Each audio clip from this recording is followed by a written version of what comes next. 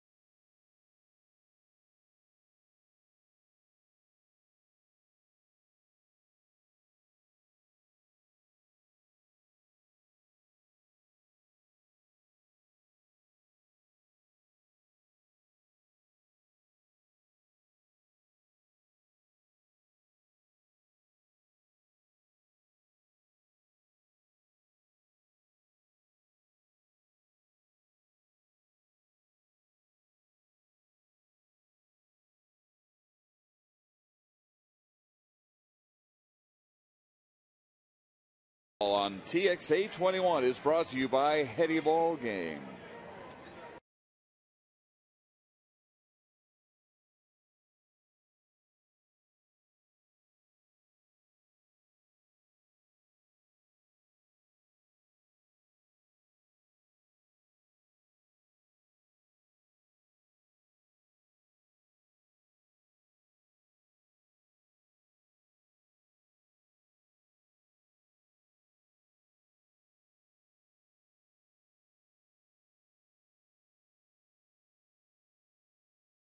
Rangers baseball on TEX AT KCA is brought to you by your Texas Ford dealers. Ford is the best in Texas. By TXU Energy, the right things right now. Call 866-CALL-TXU today. And by InsuranceDepot.com. Get a car insurance quote in 5 seconds at InsuranceDepot.com. Purple Mountain's Majesty here in the Valley of the Sun. That is Yu Darvish. He will get a start on Friday night. The Rangers take on the Colorado Rockies, and we will have that game for you here on TEX AT KCA. A 9 o'clock start. We're also with you tomorrow at 8 for the Rangers' home game here in Surprise against San Francisco. That'll be Matt Harrison against Matt Cain. Rangers trying to keep a little momentum going. The record is not what they're here for. They're 8-16-1. But they are starting to play better, putting all the phases together the last couple of nights. And here's the batting order for the visitors. Ian Kinsler to be followed by Craig Gentry. Batting second in center field. Michael Young is at first base. Adrian Beltre hits cleanup and plays third with Nelson Cruz in right. Mike Napoli, the DH. David Murphy in left. Yorvit Torrealba behind the plate. And Alberto Gonzalez will get the start at shortstop, and he will bat ninth. Elvis Andrus left after just a couple of innings last night. He had tightness in his right hip flexor. Says if this were a regular season game, he would play. He will be reevaluated tomorrow. And Luke Hochaver, having an outstanding spring, gets the start tonight for Kansas City. Yeah, Hochaver was the first pick in the draft a while back.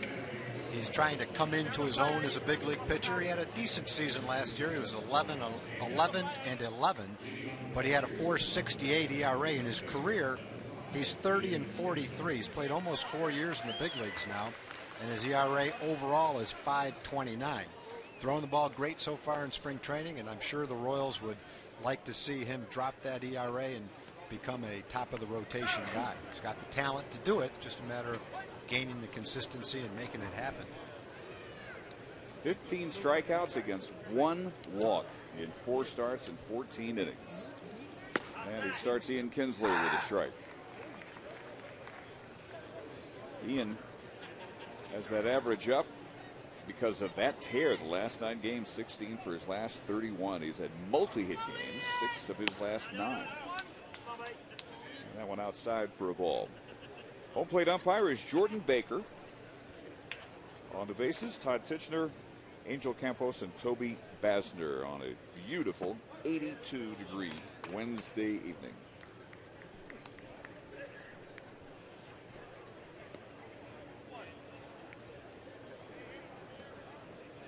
For most schools, spring break is over, so the attendance has dropped a little bit this week. Entertaining games, though, for those who come out to Surprise Stadium. That one just catches the knees outside corner, and it's 2-2.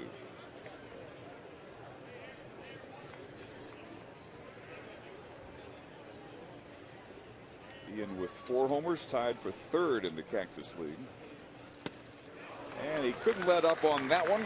And he's the first out of the game. Yeah, you don't see Ian swing like that very much, but that was a really good slider from Hochaver. He'd thrown a 94-mile-an-hour sinker on the outside corner to get strike 2, and then he started the slider in the same place. It broke down and away and slightly out of the strike zone, and he got Ian to go after it. That was a very nice pitch by Hochaver. So here's Craig Gentry getting the start in center and batting in Elvis Andrews' spot. Hochaver starts him with a strike. Craig at 120 and a 1 run batted in. And Michael Young will be next. Hochaver, as Tom said, first overall pick in the draft. 2006 out of the University of Tennessee. The Volunteers' only #1 overall pick. Drafted twice by the Dodgers, didn't sign, and it worked out for him to wait. And to head up his draft year, and he's got back-to-back strikeouts to begin the Ranger first.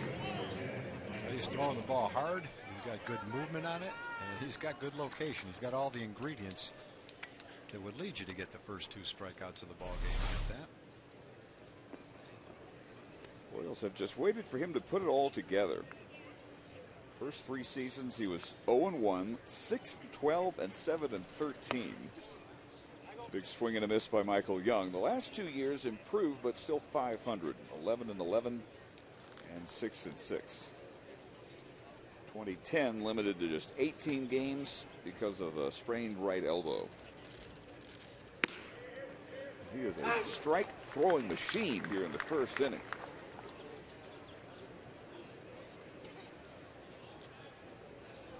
.421 average for Michael. If he had enough at bats to qualify, would be 5th in the Cactus League.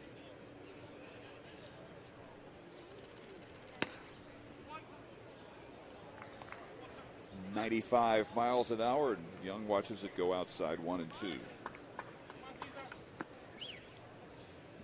Third and final meeting between these two in the spring. Ron Washington and Ned Yost.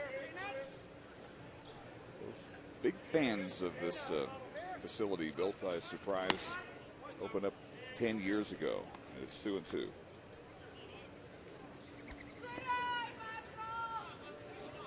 Royals won back-to-back, 6-1 and 7-6, March 4th and 5th.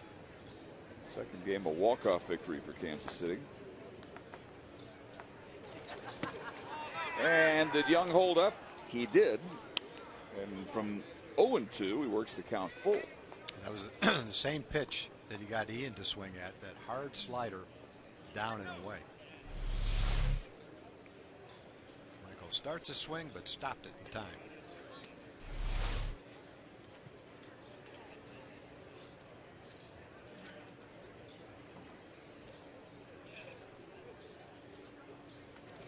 So he strikes him out swinging at 3-2. And Luke Hochevar strikes out the side. He now has 18 strikeouts against 1 walk in Cactus League play.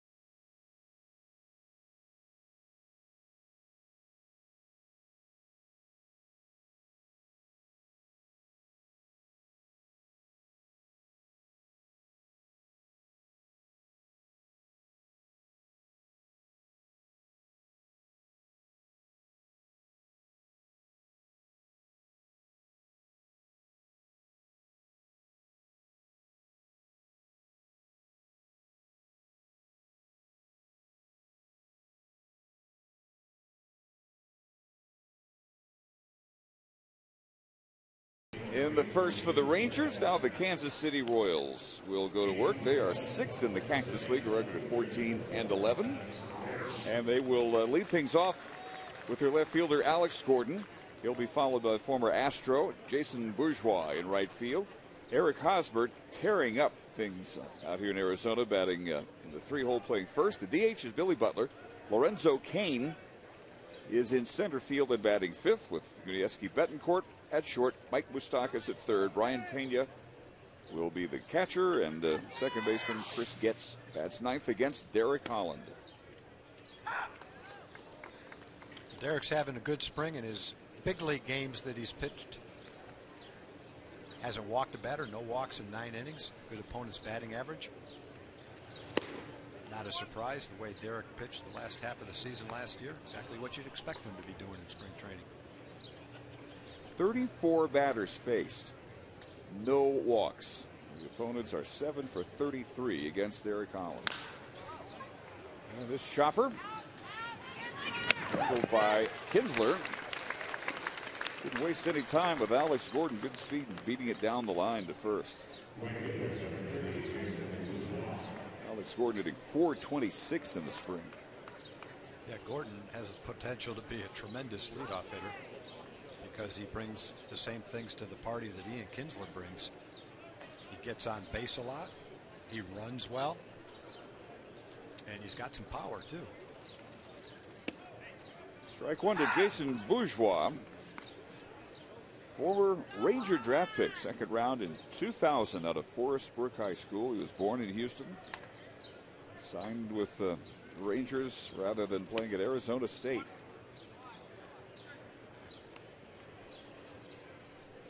Dad used to work the ticket booth at the Astrodome.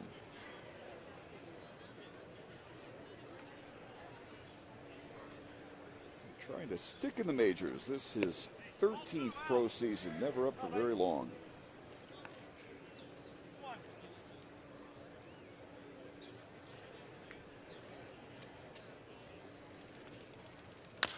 The 2-1 pitch is chopped and dug out at first, but Young not able to hang on to it. Might have had a little bit of a spike too. Yeah, the throw was into the runner. You'd love as a first baseman to have that ball on the second base side of first base so you don't have to reach into the runner. The throw was low It was into the runner. And when Bourgeois came by, it looked like he stepped on Michael's glove. Great try by Michael. It would have been a tremendous play if he was able to catch that and get the out at first base. Holland knew he had to get the throw there quickly. He had to rush it to get it there, and just a little bit off target. Well, that last angle just perfectly showing how the ball and the feet arrived right on top of that mitt at the same instant. So Michael's okay. Bourgeois at first. Good speed over there. And the thunderous bat of Eric Hosmer will be next.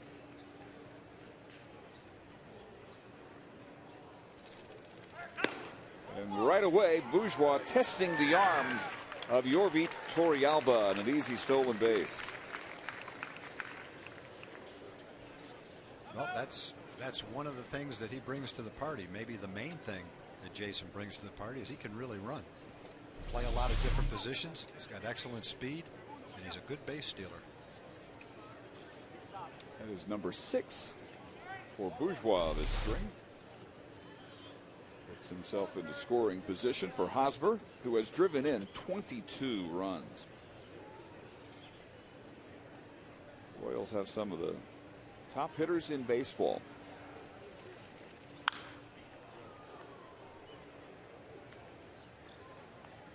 Two of the top 3 hitters in spring ball. Lorenzo Cain is leading at 431. No one's hitting higher than that. Alex Gordon's 426 is third. Those two plus Hosmer are in the top 3 in hits. And that one slugged to left field, a base hit. Hit so hard that they have to hold Bourgeois at third base. Doug Sisson, coaching third, put up the brakes because that got out to David Murphy in the blink of an eye. And even with Bourgeois' speed, no way was he going to make it all the way from second base. Hosmer's only 22 years old. As a 21-year-old last year, he had an excellent big league season. He hit 293, almost hit 20 home runs, knocked in 80 runs. Having a big spring. And if you're a fantasy league baseball player and you draft people and keep them, he'd be right at the top of your board if you're looking for an offensive player. This Royals minor league system, many people think, is as stacked as any in either league, as Hosmer takes off and gets second without a throw.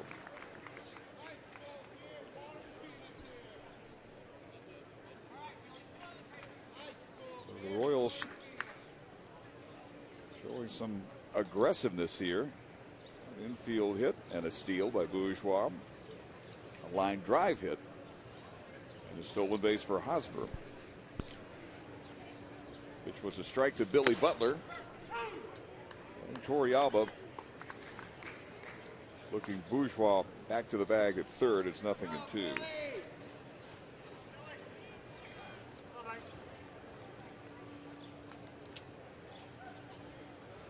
Butler hitting 373s. Hit it out 3 times. 10 runs batted in. Another high, former #1 draft pick, 14th overall his year in 2004.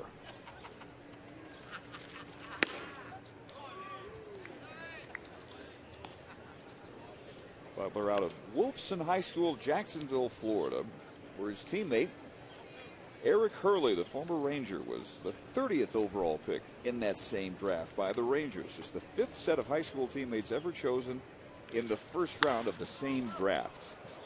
Michael Young will take the out at first base. Jason Bourgeois will take home and give Kansas City a 1-0 lead. And Billy Butler drives in his 11th run. When you look at the American League statistics, that's a good pitch by Holland. Kind of jammed him with that pitch. The Royals have 4 of the 5 leading hitters in the league as far as most hits go. Gordon, Cain, Hosmer, Butler, all in the top 5. So they've been swinging the bats this spring. They haven't scored an exceptional amount of runs. They've been getting an exceptional amount of hits. Cain goes after the first pitch, a breaking ball. Top batting average in the major leagues this spring, right there, 431. 22 base hits, one less than the leader, Gordon. Just inside with that one. He leads the American League in doubles with 9. Leads in total bases, 14 runs scored, and fourth in on base percentage, better than 470.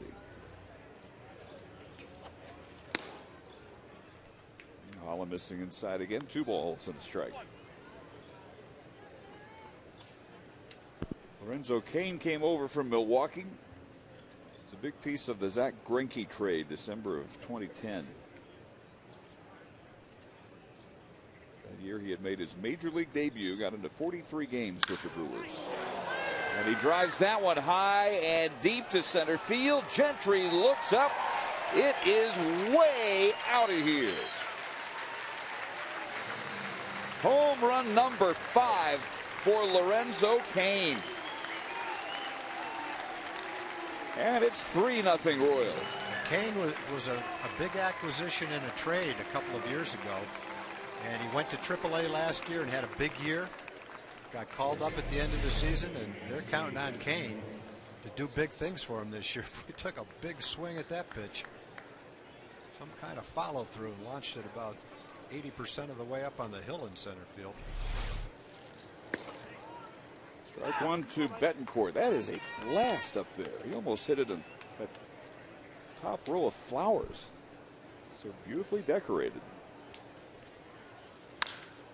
Seldom does a ball land that far out. Betancourt's chopper handled by Gonzalez to end the Kansas City first, but they get 3 runs, 3 base hits, the blast by Cain, and they lead after 1, 3-0.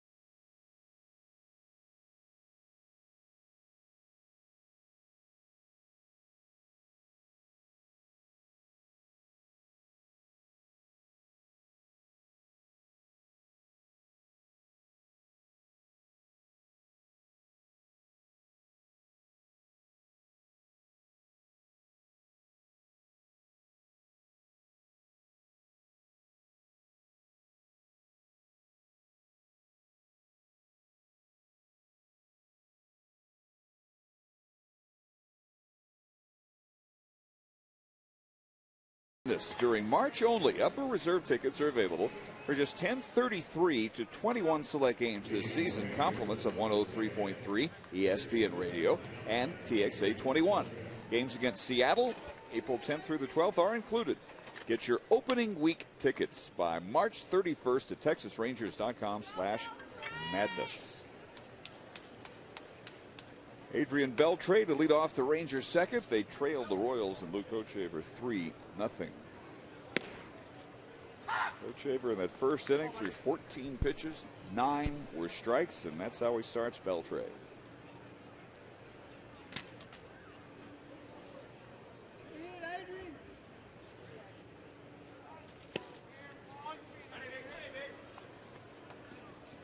Adrian coming off back-to-back 2-hit games.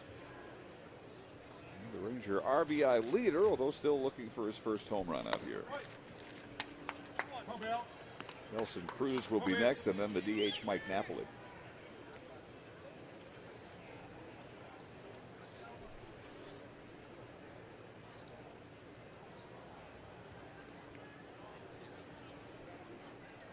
Hochevar struck out the side in the first, 2 swinging, 1 looking. And here's a ball in play, but skied out to Gordon. Easy play for him in left field.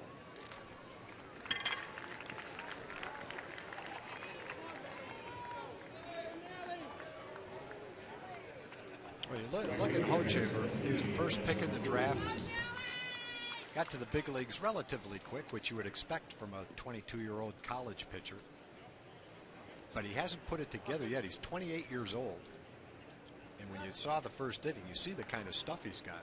I think Kansas City expects him this year to be much more consistent. They need a top-of-the-rotation guy. Hochevar's a veteran now. He's had almost 4 years in the big leagues.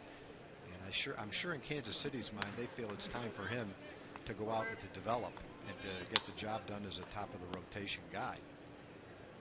He's 28 years old. You look at the Rangers staff. You've got Harrison's 26, Holland's 25, Darvish is 25, Felice is 23. And some of them have almost the same kind of experience that Hochevar has as far as big league time goes. But Holland and Harrison both did put it together last year as 24 and 23-year-olds. On the ground to the shortstop, and Yuniesky Betancourt throws out Cruz for out number 2. I think the feeling with the Royals is very few teams have a better group of young position players than Kansas City has.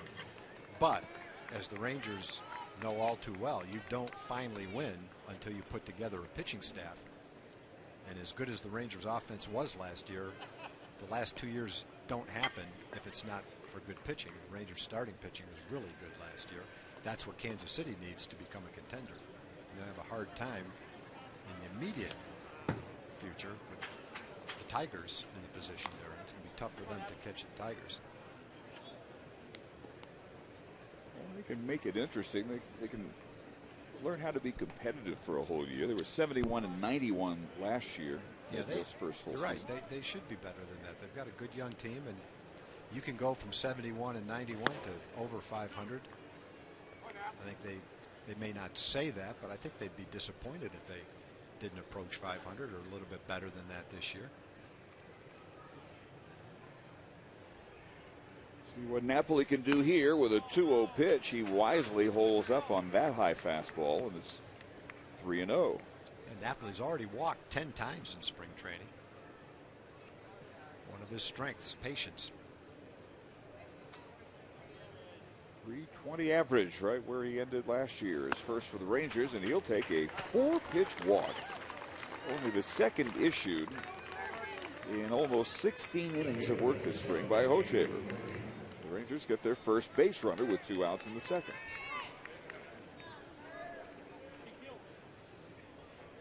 So Hochevar counted on for a breakthrough year. From the looks of things, Luis Mendoza may be ready to have one. He is 4-0 with the best spring ERA of anyone in the American League. It's 0.54. The Rangers saw glimpses of that from Mendoza, but it was never, I don't think he had, when he was young, the makeup to put it all together. But maybe he's developed that with experience, with maturity. Certainly always had the stuff. 0-1 pitch driven high and deep by Murphy. And David Murphy headed to third as Kane's throw is cut off. An RBI triple for Murphy to get the Rangers on the board. Now they're saying it was a home run. I thought it was too. I thought I saw it hit the grass. Kane grabbed it, fired it in as if they thought they would have a play at third. Ned Yost is going to get an explanation here. Probably don't have replay in spring training, do we? I don't think so. I think that one's going to stand. You're welcome to come up here and watch it with us. I don't think they want to slow the game down quite that much. So, home run it is. It's hard to see all the way out there, but I thought I saw the ball hit something green. Of course, the wall's green, too. Well, I think all they could do is get together as a conference and see if anyone saw it differently. Obviously, they're not going to be able to look at any replay of it. You gauge a play like that on the reaction of the outfielders, and they are saying no, it's a triple, no home run. Well, one of the other umpires, must have had a good view of it and overruled the original call.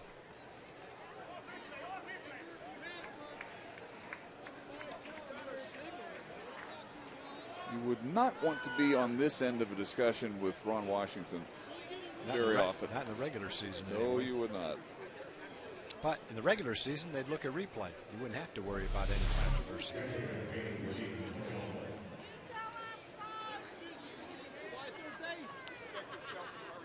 Well, that definitely hit something and bounced. It must have hit the top of the wall. It looks like it hits the grass behind it, though. Or what's the railing? Up top of the railing. Top of the rail. Yep, good call by the umpire. Missed a home run by about an inch. Of course, if the ball hits the grass, it's not going to bounce straight up in the air like that.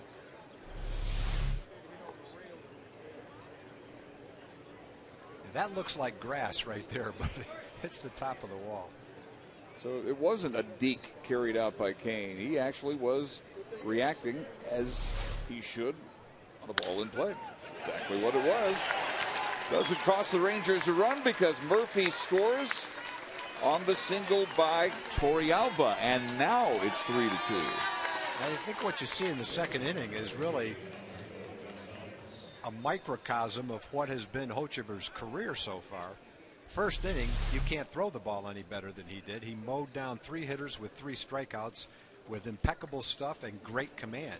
Comes back out for the second inning, and it hasn't been quite the same command. He walked Napoli with 2 outs, grooved one to Murphy. Torrealba had a hit. The ball that Beltre popped up to left field was one right on the good part of the bat that he just missed. So in just 2 innings, you see the same kind of consistency that's plagued Hochevar's career. So Alberto Gonzalez, and he slams one into right field. That is a base hit, taken on one hop by Bourgeois, who does not have much of an arm at all. So Torrealba easily takes third. The Rangers' third straight hit.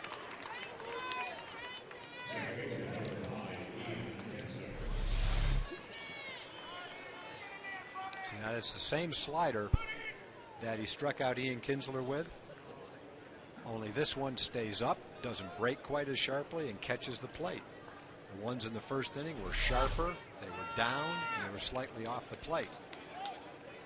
Not the same stuff this inning as he had in the first inning. And it's only a spring game, but it's still surprising to see the Royals playing Bourgeois in right field. He has a minus arm in the scouts lingo, and some say he barely has enough arm to play second base. Well, he came up as an infielder, so he's not an outfielder, but I think what they're trying to do is find the kind of guy that can play a number of positions. When you only have 4 extra men, a guy like Jason, who can really run, brings something else to the party. And they're not going to ask him to be a regular outfielder. They got Jeff Francoeur to play right field. But on certain days, if he can pinch run and stay in the game, or maybe spell an outfielder, his arm won't come into play like it would as a regular. But he can also play in the infield. And with his speed, he could be kind of a Craig Gentry kind of guy for them. Not going to be a regular for him, but if he makes the team, he could still have some value. Medios pitching coach Dave Island had not a whole lot to say to Hochevar. Kinsler waiting for the 1-0 pitch. He struck out to begin the game. And pops this one high in the air. Not that deep into right field. And Bourgeois makes the catch. But the Rangers, after 2 were out, come up with 2 runs on 3 base hits and 2 left.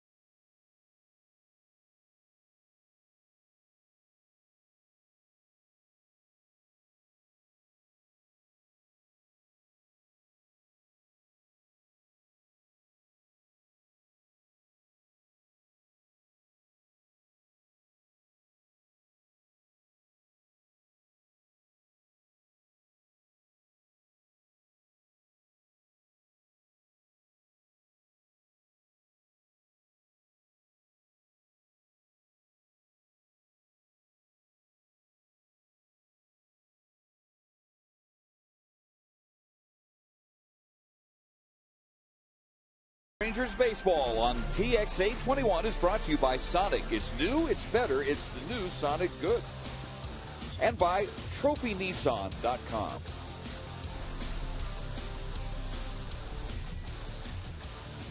Fun all over Surprise Stadium. Take a break. Get on the merry-go-round. Have you tried the merry-go-round yet? You know that little sign they always have that he holds out his hand, and if you are too big for this ride, don't even think about it. Well, you gave it a try, though, right? I argued my case for about 10 minutes. Kicked you off it? I was not setting a good example for the other youngsters. We used to have a merry-go-round just like that out near the lake in Pittsfield, Massachusetts, when I was a little boy, and one of the biggest enjoyments we had as kids was when our parents would take us to that merry-go-round, and we got to ride on it. Maybe for old time's sake, before the stadium opened, to talk that guy into letting me ride on that. Merry-go-round out here gets a good workout every game. 0-2 pitch, and Moustakas is the first strikeout victim of Derek Holland to begin the second. Yeah, that's a little better for Derek. Start the inning with a strikeout. Royals roughed him up a little bit, especially Hosmer and Kane. Bourgeois got an infield hit, but Hosmer roped one to left field on the line, and Kane launched a towering home run to center field with a huge swing, too. So here is Brian Pena, the catcher, and he takes a breaking ball for strike one. And yep, excellent spring coming off his career year last year. We were talking about Kansas City and the fact that they have a very bright future and a good group of young position players. To give you an example of where they were drafted, Alex Gordon was the second pick in the draft. Hosmer was the third pick in the draft. Moustakas was the second pick in the draft. Butler was the 14th pick in the draft. Christian Colon, who will come in later on in the game, was the fourth pick in the draft. And Hochevar was the first pick in the draft. So it's a good example of a team that's finishing in the bottom year after year, getting high draft picks. But the bottom line is making the most out of those picks. You'll find a lot of teams, Pittsburgh's one of them, who picked high for year after year after year and never did anything because they didn't draft very well. I think if you look at Kansas City right now, they're in a similar situation where Tampa Bay was maybe 6 or 7 years ago. Tampa Bay had all those high picks, and they got B.J. Upton and Evan Longoria and David Price. Tough play for Kinsler. He stumbles and can't make a throw. So Pena aboard on an infield hit. I bet you Adrian Beltre's smiling right now. I might be wrong. Players, yeah, he's smiling. He's turning his back to you. No. I knew he would be. And all Ian's thinking right now is, oh, man, now I got to listen to these guys. Now I've got to listen to that. Why did I have to trip? And Holland almost comes up with this. He did. Almost never even got to Ian. He was behind him a little bit. Ian fields it. And then, I don't know what he tripped over, but he's going to have to probably watch that 5 or 6 times either after the game or tomorrow. He was smiling at Adrian before Adrian was smiling back at him. Here we go. Self-tackleization out there at second base. That's baseball humor. You have to expect it. Here's the Royals second baseman, Chris Getz. You know, though, if you don't take a little grief for that kind of play, then you haven't really fit in well with your ball club. That's just part of the game, and everybody understands it. If your teammates when they stop doing that, then you have to worry. Yeah, if your teammates don't feel comfortable enough with you to have some fun. Yeah, then you've got bigger problems.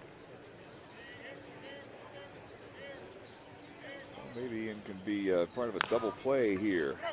Slow chopper, and Young will take the only out available. Tagging Getz, and with 2 outs now, Pena in scoring position for the top of the order, Alex Gordon. And the other side of it is when you're an all-star player, you hit 30 home runs, steal 30 bases a couple of different times, you can take a little grief over a little bit of a misstep like that. It's funny. He's still smiling about it. He's still laughing because I bet you people are yelling at him from the outfield. Nelly Cruz is probably yelling at him from right field. Well, Ian being a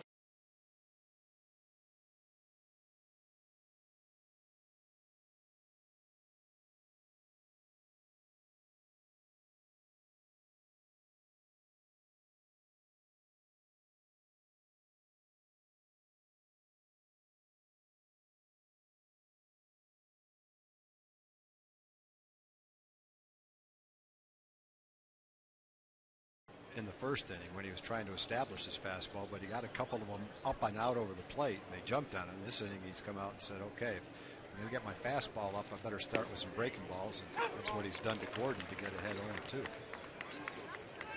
You give him another one? I think you could 0-2, but you probably want to make it outside the strike zone to see if you can get Gordon to chase it. Can't go wrong with that. Pitchers might say, well, I'll bust him off the plate and then come back with a curveball. But he came back with a slider. Got Gordon to just foul it off.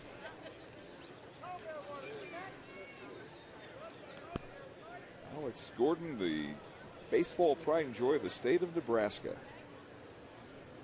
Kansas City has drafted well. They've also made a good trade, kind of a Ranger type trade that they made for Mark Teixeira. This one was for Zach Greinke.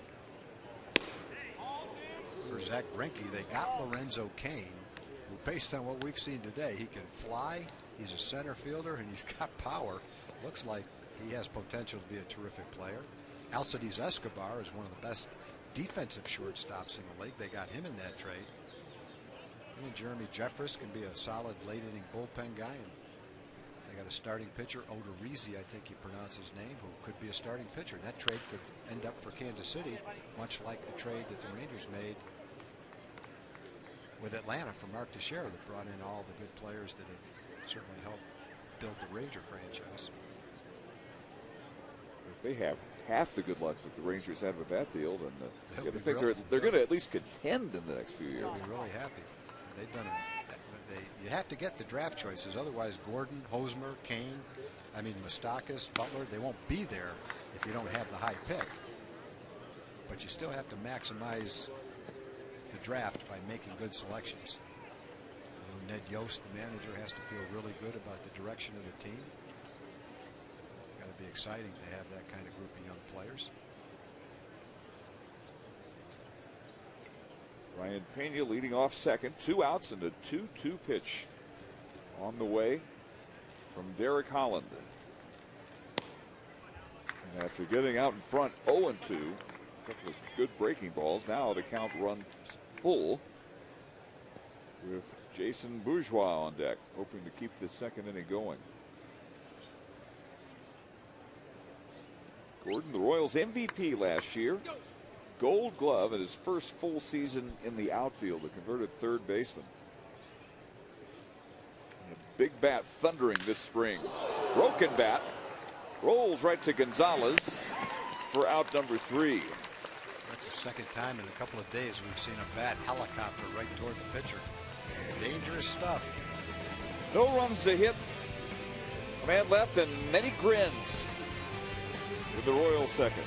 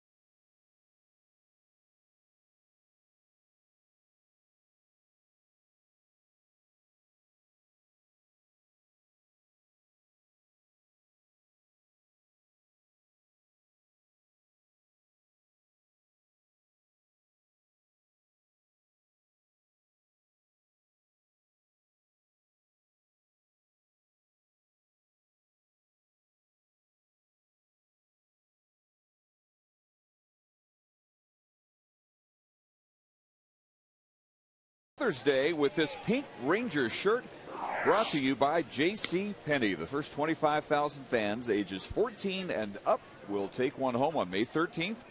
That's a 7:05 start.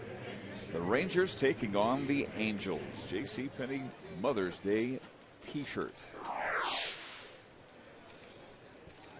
Good look from the outfield berm here at Surprise Stadium. 45 minutes or so to the northwest of Phoenix. And the two tenants going head to head here for the third and final time this spring. The Royals leading 3-2. Gentry, Young, and Beltre against Luke Hochaber here in the top of the third. Gentry struck out looking on 3 pitches his first time up. Yeah, it's nice to see Craig smiling, looking good, and playing. He's had an unfortunate spring with injuries, and then he was sick for a couple of days. Good to see him back and feeling good. That one hit well down the left field line and foul. That would have been a really welcome home run. A little bit longer, a little bit to the right. He would have had it. They said Craig had dehydration symptoms. Boy, just barely fouled by about 6 inches. And it turned out he had some type of a virus. He said he got a great night's sleep, woke up, felt great the other day, and it's good to have him back. In his position, you just don't want to miss. No, exactly. Even one out. No. Battling for center field playing time with Julio Bourbon, who at some point will take over for Gentry tonight. Josh Hamilton's played a lot of center out here. Leonis Martin played a lot before he was sent to minor league camp. Rolled it to Betancourt at short. And a good look at Gentry's speed as Betancourt barely nips him at first. Betancourt's got a strong arm. He needed every bit of it. Otherwise, Craig would have beaten that out. Funny, when Zach Greinke got traded to Milwaukee, Betancourt was traded with him. And so he played in Milwaukee, and now he's back with Kansas City, probably as a utility infielder, because Escobar has established himself as a good starting shortstop. Michael Young fouls the first pitch. Chased by Hosmer. He almost makes a sensational over-the-shoulder catch. Tough play for a first baseman, going straight back like that with your back to the plate. You know the stands and the wall is coming up. You're not exactly sure where it is. You're right. He almost made a nice play way down the line. Long way he went for that. See if it deflects off his mid. It looks like it did. Right off the tip.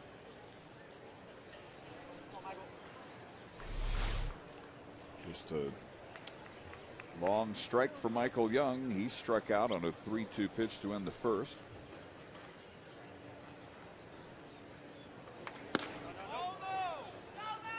Checks the swing on that one a little bit inside. 1-1.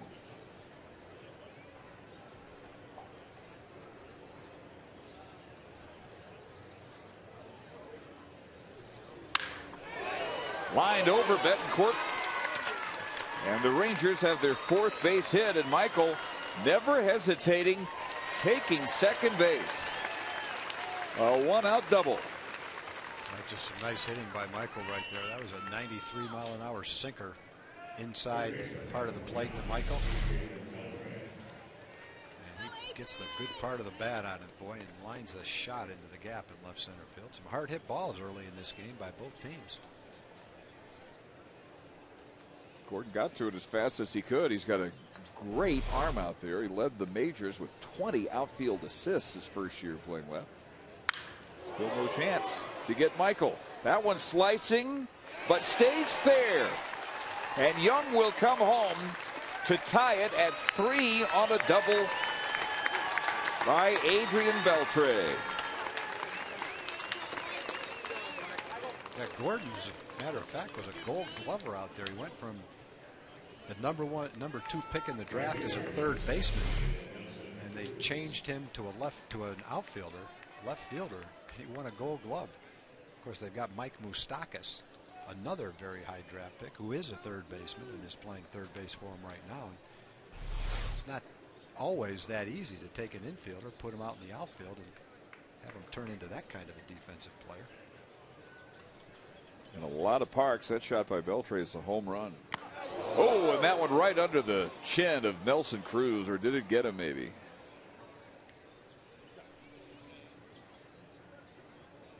Jamie Reed, Ron Washington quickly out to his side. What a scary sight, even if it just glanced him with that kind of velocity coming at him. Well, it did apparently get him on his hand.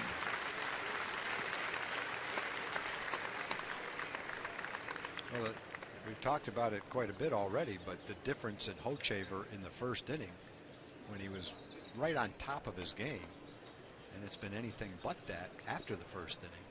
Really struggling right now. I think that ball that Nelly hit would have gone right into the triangle down the right field line in our ballpark.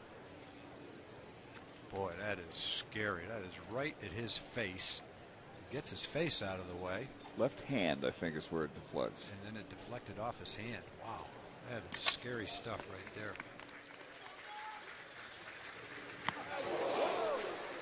Well, after taking that dive, Cruz quickly to his feet. Good. He could smile about it as he arrives at first base. Of all the things you never want to see happen, especially in March. Get one of your superstars hurt. So, a run in. Still only one out. 2 on. And a swing and a miss by Napoli, who walked on 4 pitches in the second inning, is just the second man to walk all spring off of Hochevar. Pretended CJ's face.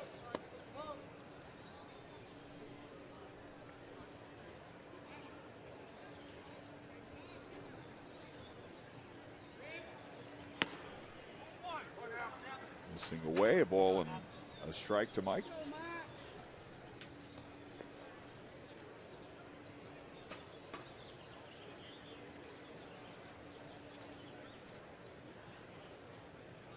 Rangers with only their second 2-game winning streak of the spring. They have yet to win 3 straight. A chance to do so here. The runners are going, and that one fouled off near the merry-go-round. And it's 1-2.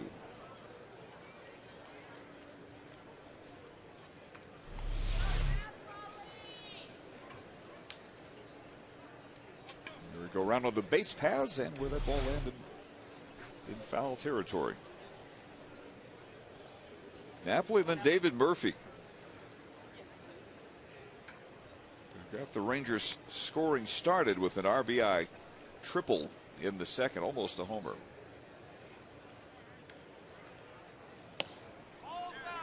Just missed away. 2 balls and 2 strikes.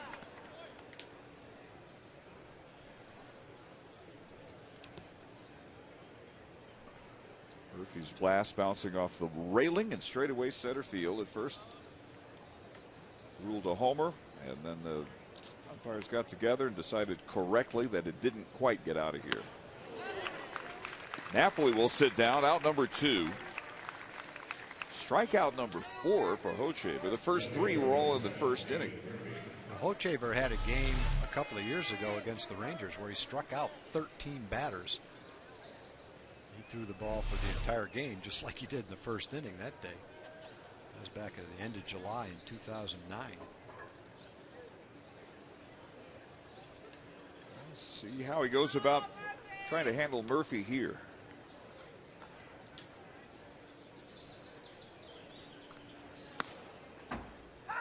Right at the top of the strike zone, his first pitch.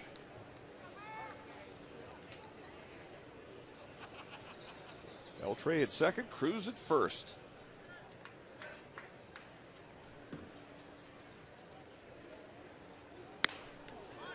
Oh, and 2. Close as you can come without actually getting a home run here at Surprise Stadium. Right off the railing at the 400 mark. I think it was as close as you can come. I think another half an inch and it skips right into the grass. Just inside. Had to be a tough pitch to lay off. He's giving David all cutters. Trying to hit the inside corner with it and just missed.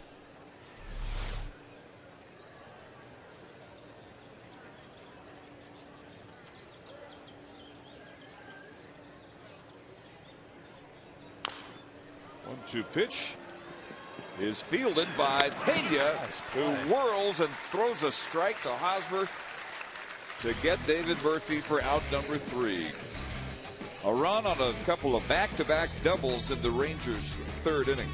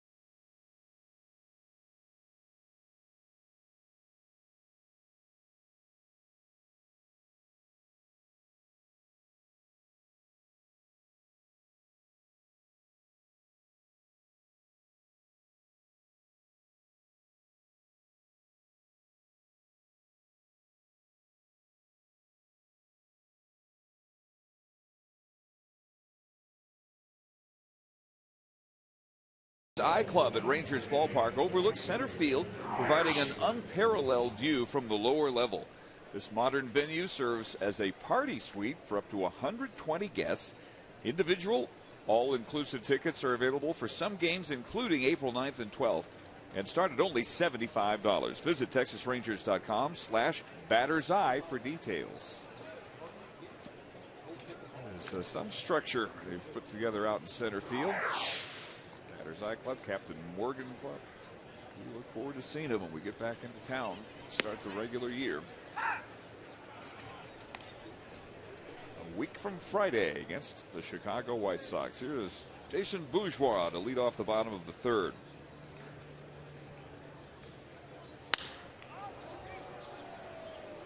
Gentry over just a few steps for the out. Bourgeois had ignited their 3-run first on an infield single, stole second. And ended up scoring on a ground out by Billy Butler. That was followed by a Lorenzo Cain 2-run home run. But since then, Holland settling down nicely, allowing only another infield hit. This one by Brian Pena. And starts off ahead of Hosmer here. He singled and stole second. Derek nails down the outside edge, 0-2. Two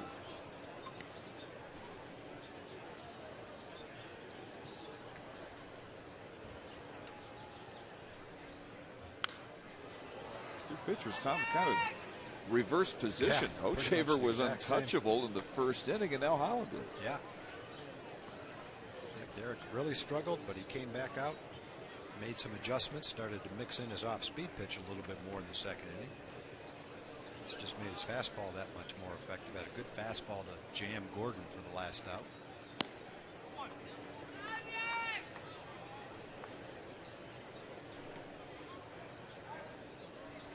Derek and the Rangers, of course, getting business taken care of a few days ago into a 5-year contract extension. Telling Derek in no uncertain terms what this franchise thinks about him and his future. And it's going to be really good watching, I think, these next several years to see who emerges as ace material. Holland has that kind of stuff. Darvish came over for the money that it cost him because he has that kind of stuff. How will Neftali Feliz make the adjustment from the bullpen to the starting rotation? Oh, fascinating questions.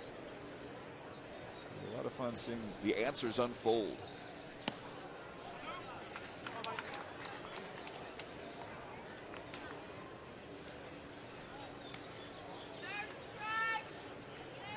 Matt Harrison in that equation as well, and we'll see him go tomorrow against San Francisco.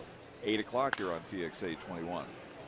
Slow chopper, and Kinsler unable to make the clean pick.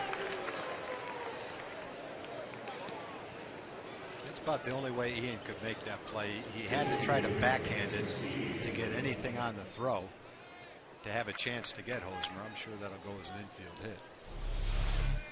Tries to come around it and backhand it and then throw on the run, but just couldn't quite come up with it. Infield hit it is. Hosmer's 2 for 2.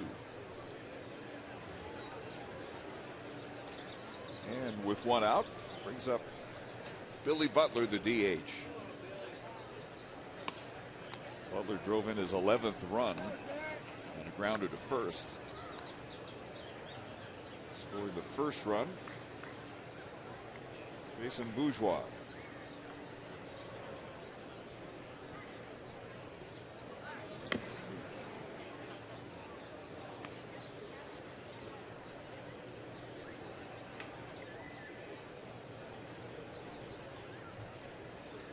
Butler just 25. He'll turn 26 next month.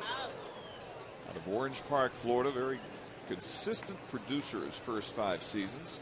Last year a career high in runs batted in with 95. 21 homers in 09. That was his first full major league year. Career average just under 300 so far. He's been a 300 hitter after his first year. He had about 275 his first year in the big leagues.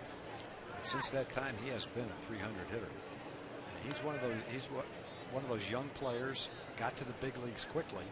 And now with Hosmer emerging at first base, he's a DH. Most kids his age aren't DHs, but on this team, he fits that role perfectly. And he's a good hitter.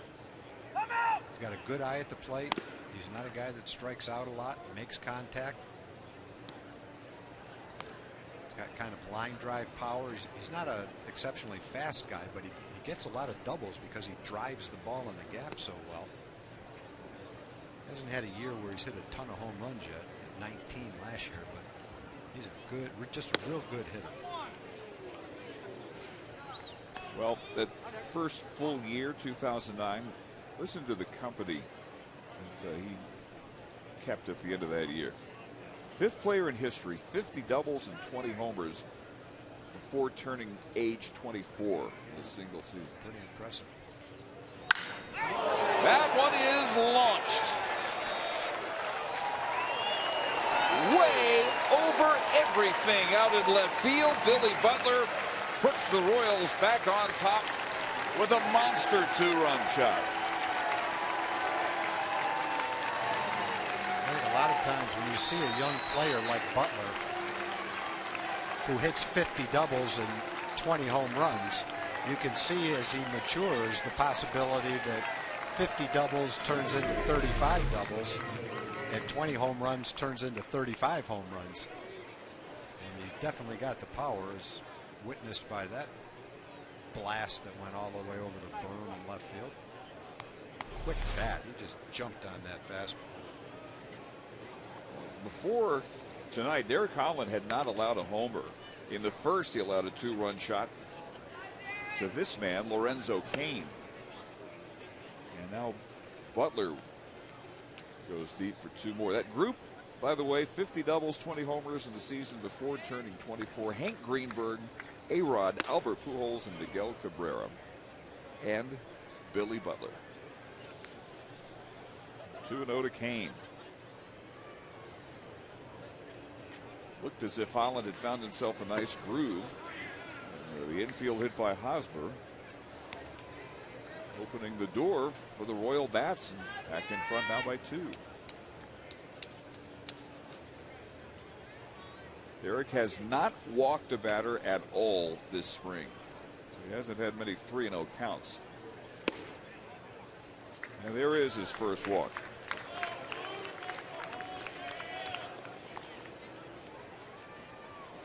You see right away in this game, when you pitch to this team, you better have pretty good stuff. Because if you make mistakes, they've got a lot of guys in the lineup that can swing the bat.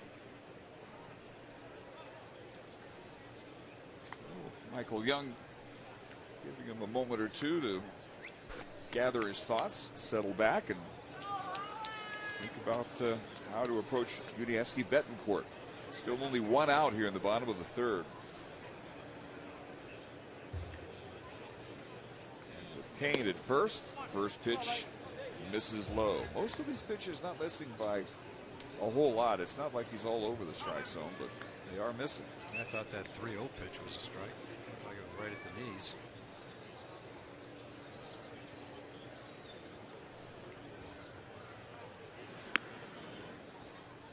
Betancourt, his first time up, grounded out to short. He has returned to Kansas City after 1 year with the Brewers. He was the regular shortstop for the National League Central champions last year. Runner was going. Gonzalez just in time to get the out at second. Young with the tag to finish the double play at first. Not quite textbook. The Rangers will take it. 6-4-3.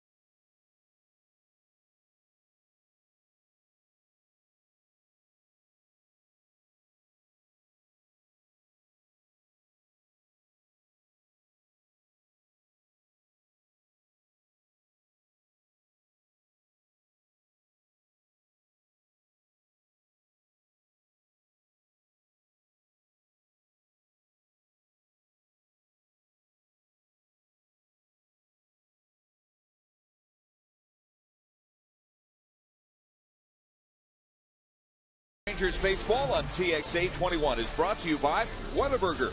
Proud to serve it hot and fresh 24 hours a day. And by Toyota of Dallas, your Toyota connection. Beautiful night. Not much wind at all. And surprise, 82 degrees when we started.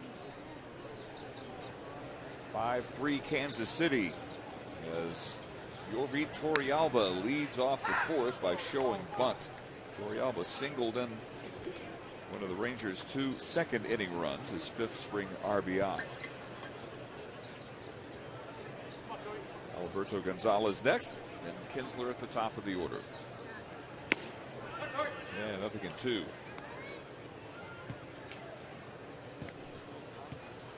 Rangers have got the Hochevar for 5 hits, including 2 doubles and a triple, which was very nearly a home run. But the Royal Bats have put together a 3-run first and a 2-run third against Eric Holland. So far, not getting the pitchers matchup we expected. These 2 guys have pitched this spring. They've been dominant.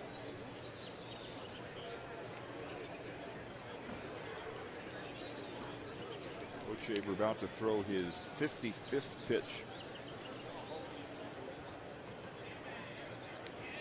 He has 31 strikes. And he gets Torrealba reaching for one that looked low and away. fifth strikeout for Luke. Really good movement on that pitch. It looked like a two-seam fastball, 93 miles an hour, and you can see it sink. I think to Torrealba, it looked like a pretty good pitch when it left his hand. It just kind of dived out of the strike zone. Turned out to be a pitch almost in the dirt. A good curve for a first pitch strike to Gonzalez, who singled his first trip.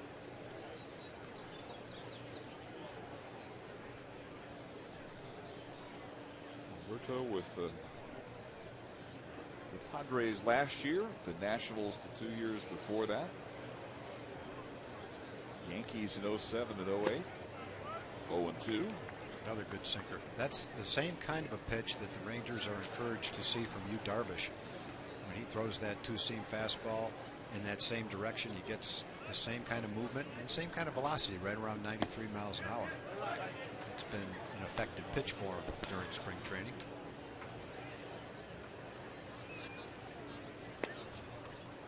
There's Yu.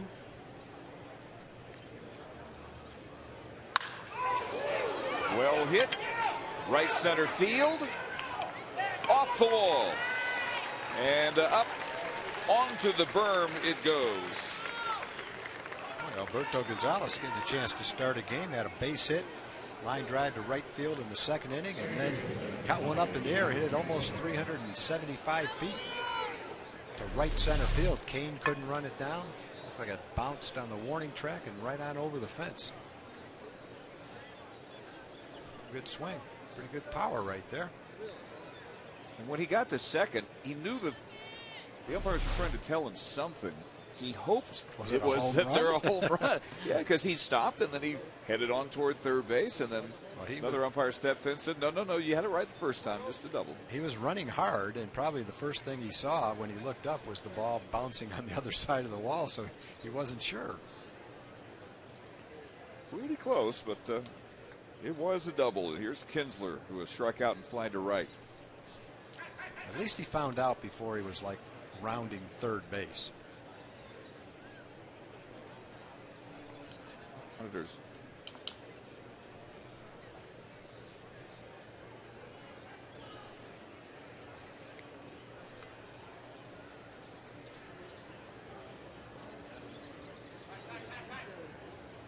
Hochevar grinding almost to a halt here with a man on.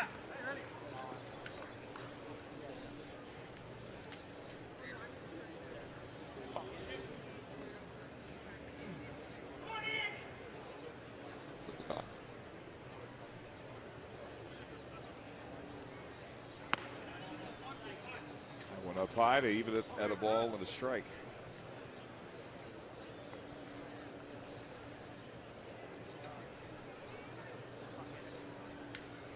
Each team with 6 hits.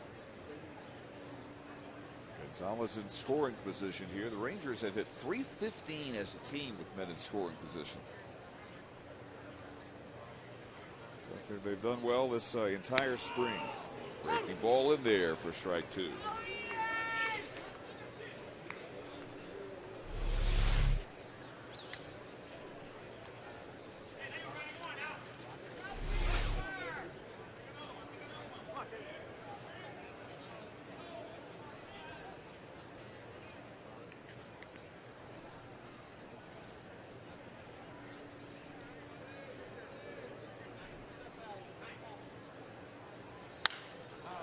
Check swing past Hochevar, and Betancourt not able to make the bare hand pick.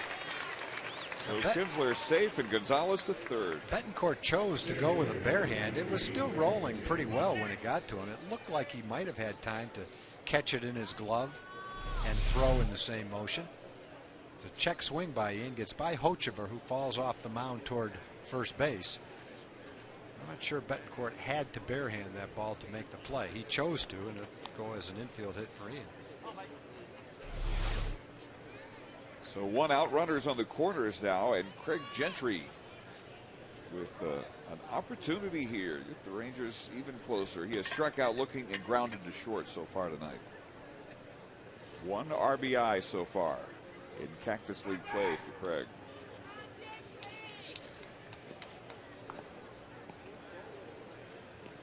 Craig batting second tonight If you weren't with us at the outset, Elvis Andrus left after 2 innings. Yesterday, he had tightness in his right hip flexor. He will be evaluated again tomorrow. May go tomorrow night. Would have played if this were a regular season game tonight. So it doesn't sound like anything serious. For precautions, Elvis being held out. So Gentry batting second, and Gonzalez is the shortstop.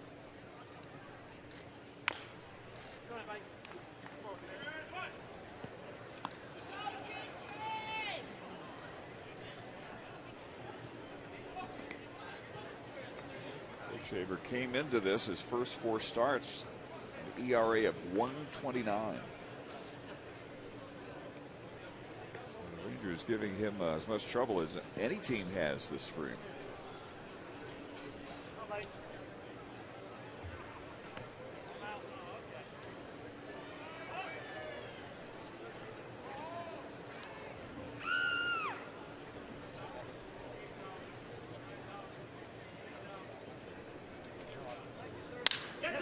Up the middle off of him, and it turns into the out at second, safe at first. Hosmer's foot comes off the bag and the run scores. It's 5-4. Well, Craig hit that ball pretty hard. It was a good pitch. It was a sinker down and away. Now, you're going to have a hard time doubling up Gentry at first base, and Betancourt knew that when he came across the bag. But it was a hard hit ball. It was right near second base. Getz fields it and gives a good feed to Betancourt, who comes across the bag, throws on the run, and throws high. And Hosmer, as tall as he is, couldn't keep his foot on the bag.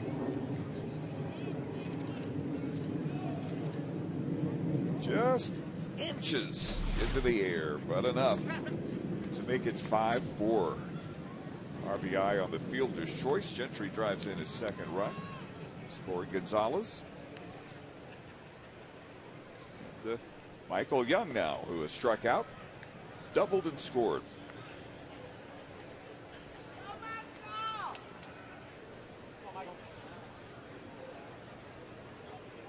Michael with a run now of 14 consecutive games in which he has reached base either by a hit or a walk.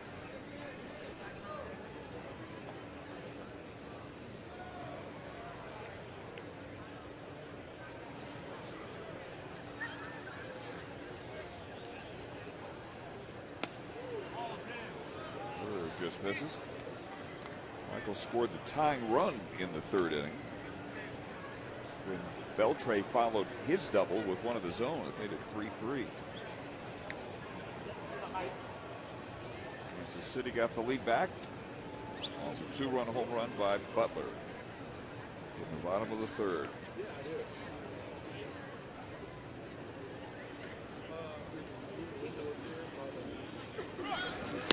Runner goes. Throw by Pena is not in time. Stolen base for Craig Gentry. When Craig goes, he's usually safe. Last year he was safe every time he went. 18 for 18. We talked about him earlier in our telecasts. He's one of those guys that can steal a base as a pinch runner late in the game when everybody knows he's going to go. He's got good technique and excellent speed.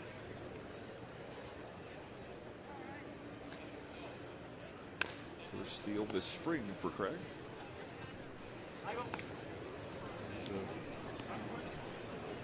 A foul for 2-1 count now for Young. Tying run in scoring position at 2 outs. Even though the Royals had to know, all likelihood, Gentry was going to go for second, still couldn't stop him. It was not a bad throw by Pena. It was just late, as they all are. 2-2.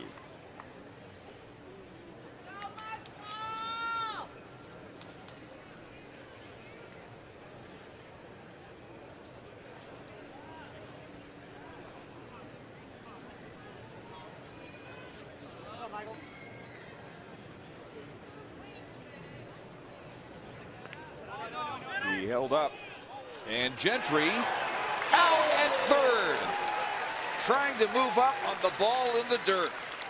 And Brian Pena alertly guns him down with the tag by Moustakas. Rangers got a run, though, on 2 base hits. No one left. An absolutely perfect throw ending the Ranger 4.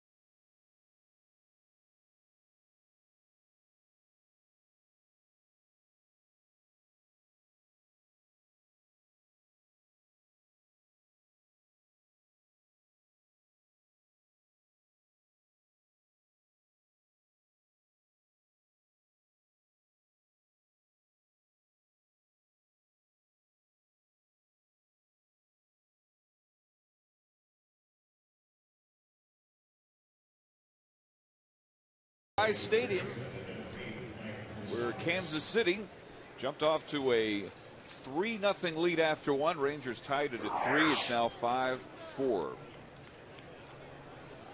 And the first 10,000 kids ages 13 and under will take home this white Cruise jersey from Dr. Pepper. Bring your little ones to this jersey May 27th at 2:05 p.m. to see the Rangers take on the Toronto Blue Jays. First pitch ripped by Mike Moustakas right to Michael Young at first base. A good pitch by Derek right there. He got the fastball in on him. Almost the same pitch that he got Gordon to ground out in the second inning on. Brings that in there and gets Moustakas off the bad part of the bat.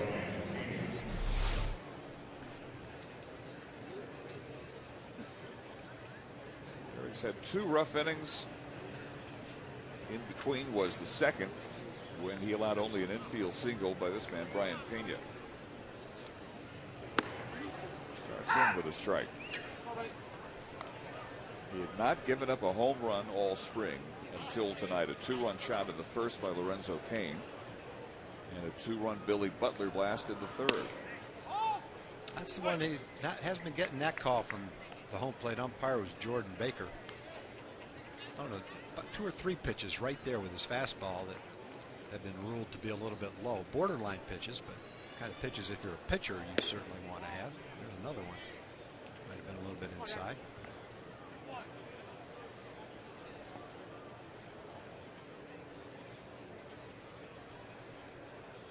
Eric 2-0 with an ERA of exactly 2 coming into tonight.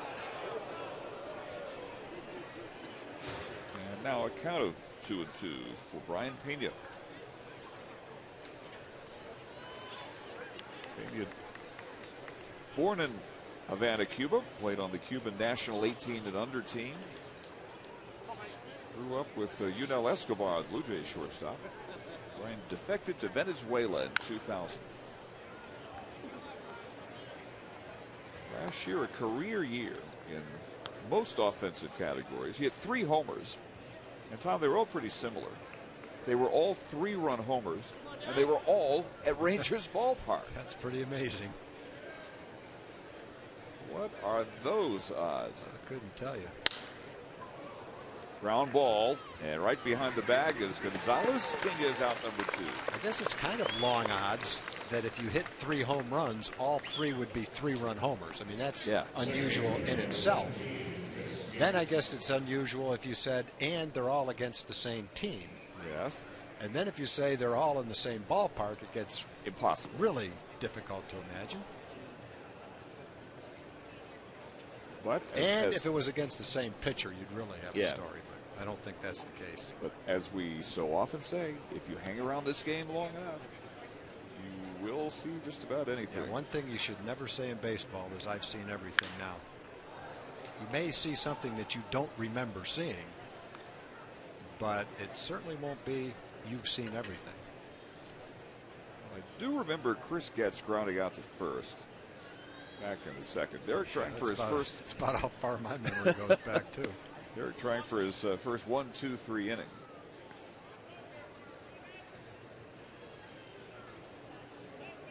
Just a couple of pitches he'd like back.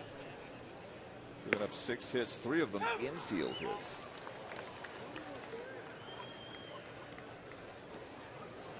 But, the two that left the yard are the difference. Ahead of Getz, 1 and 2. And Getz stays alive.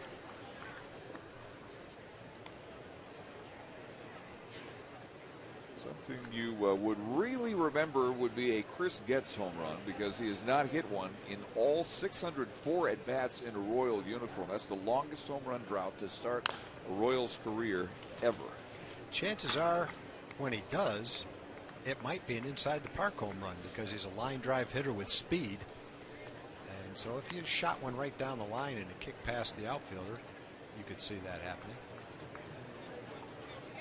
They may actually stop the game and have a little ceremony for him if he does it at home. Run the ball out to him. Maybe not on the field, but maybe in the clubhouse after the game there might be something like that.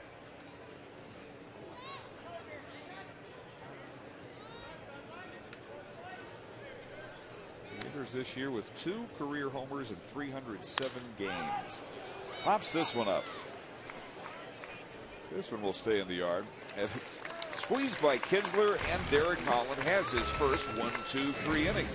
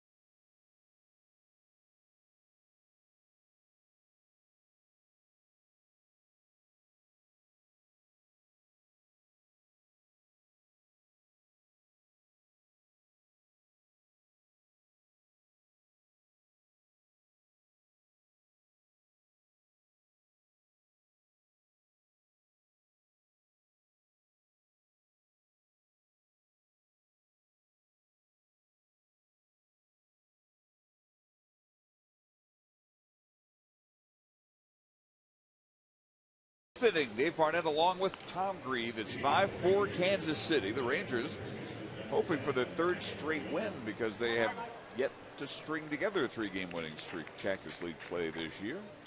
They've only beaten one American League foe. They're 1-8-1 against the American Leaguers, 7-8 against the National Leaguers. The next 2 games are against teams from the National. San Francisco tomorrow, 8 o'clock here on TXA 21. Matt Harrison against Matt Cain. Colorado on Friday at 9:10. Also here on TXA 21. And Yu Darvish slated to start that game. Heart of the order. Here in the Ranger 5th. 2-0 to Michael Young, who has struck out, doubled, and scored. Darvish will take no 1-loss record and an ERA of exactly 3 in the game Friday against the Rockies. And Michael Young with his second base hit out to center field. After the first inning, the Rangers have hit in every inning. They scored in the second, they scored in the third, they scored in the fourth, and they had the leadoff hitter Michael Young on with his second hit of the game. And the big guy's coming up next.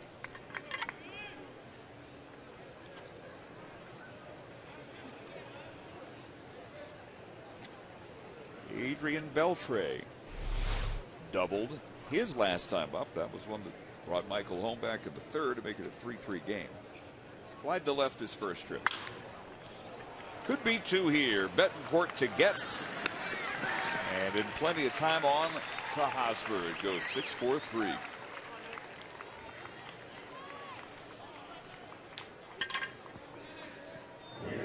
When Hochevar's at the top of his game, he should be able to get a lot of ground balls because he throws a hard sinker. When he keeps it down, you'd have to think he'd get a lot of ground balls. I think watching him, you just have to be impressed with his overall repertoire of pitches. And when you look at his numbers, you just have to figure that he's just not consistent with his command. And when he is, you expect him to have a lot of success. When he becomes consistent over a long period of time, he'll put together a good season for Kansas City.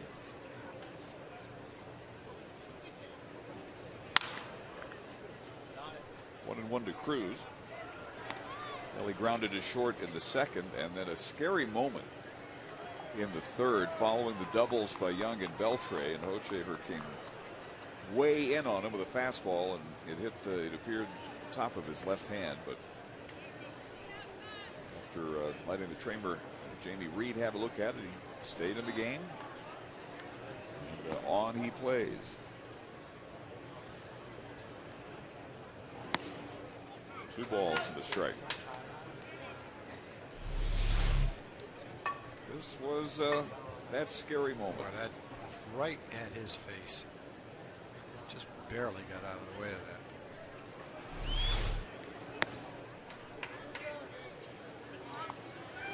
Hochevar working to the opposite side of the strike zone. Now everything away. He missed again. Here's the 3-1 pitch. 3-2.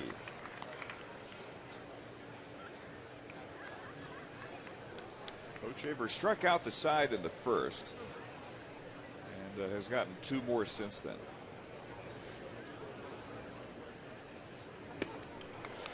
And he gets Cruz on a big rip and a miss. So after the leadoff single by Young, Hochevar still faces the minimum 3, and we're halfway gone at Surprise Stadium.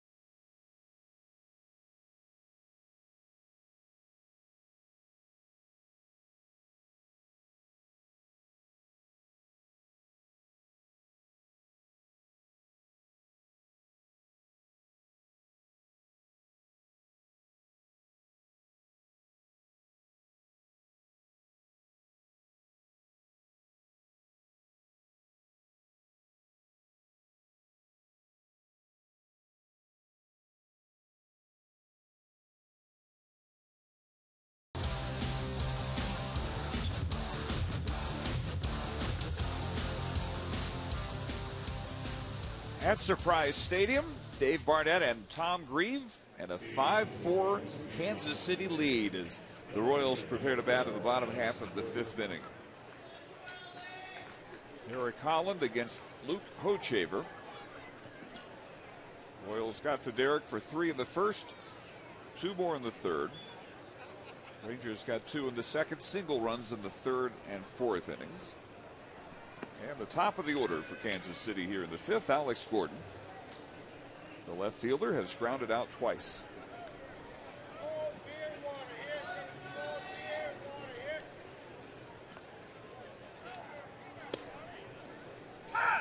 In there, 1 ball and 1 strike. A change this inning for the Rangers out at right field, where Nelson Cruz is replaced by Joey Butler.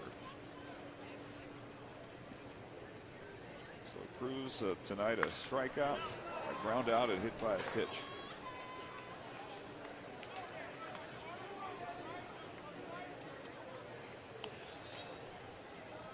Gordon, as we said last year, in his move from third base to the outfield, immediately won a Gold Glove.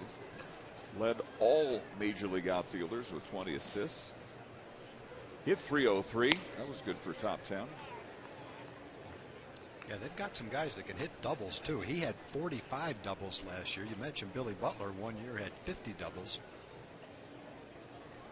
They feel Moustakas will develop into a power hitter with gap power. He'll have a lot of doubles.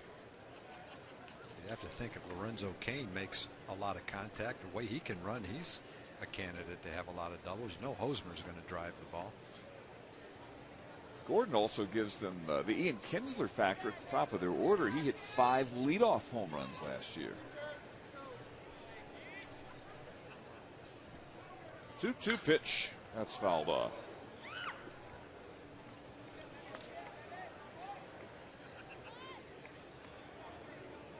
Things were really down for Gordon. He had a labral tear in his right hip in 2010, sent down to AAA Omaha. That's where he was switched from third to left. And that was not a foul tip. So it is Torrealba hustling back to the screen just in time for the perfect strike. And if Alex Gordon had run all along, instead of trying to hack that one into a foul tip, he no doubt would have beaten that throw. That was a great throw from Torrealba. Yes, I think Gordon just didn't know that the catcher didn't catch it. When you swing and miss at a high fastball and you hear it hit the catcher's glove, you just assumed that the catcher caught it. And as his follow through happened and he looked behind him, then he saw that the ball got by Torrealba and he ran, and it looked like he was going to have a clear path to first base. I didn't think Torrealba could get the ball by him without hitting him, but he snuck it by him to Michael at first base and nipped him at first base. Just a perfect throw from Jorvik. Second strikeout for Holland. And now up, no balls and 2 strikes on Jason Bourgeois. Jason, an infield hit, a stolen base, and a run scored in the first. Last time up, he flied to center.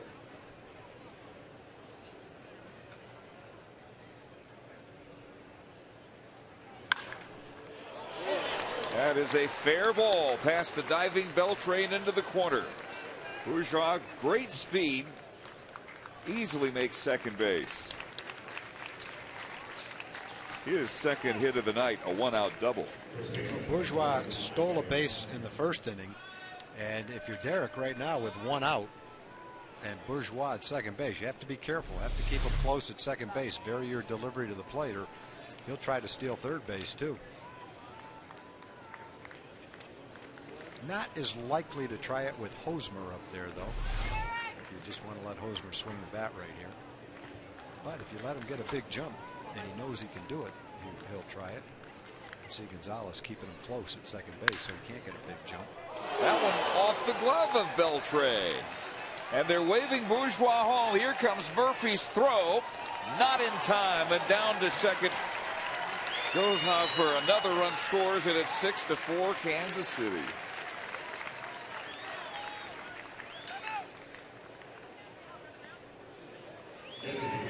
Hosmer kind of beat that ball right into the ground. It took a big hop.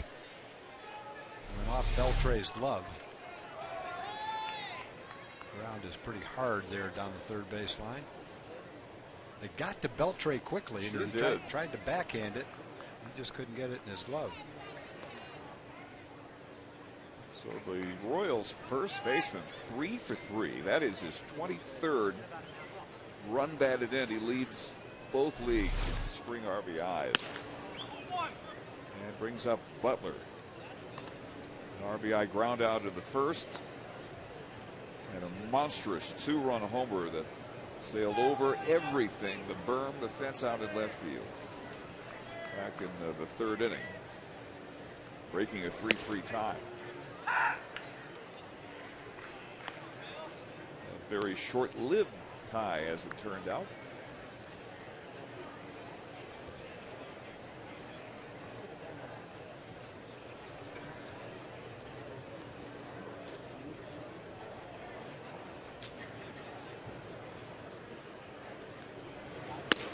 This inning going up over 80 pitches. All you had to do was listen to that, and you had a pretty good idea that it was not going to stay in Surprise Stadium.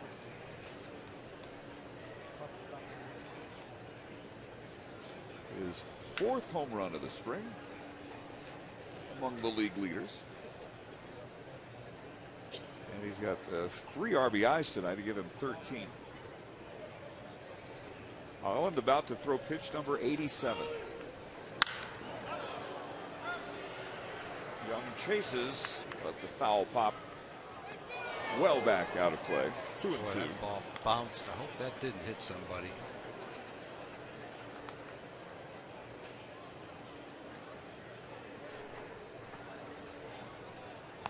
Looks like they are calling Yeah, for the way people are looking. It looked like it did.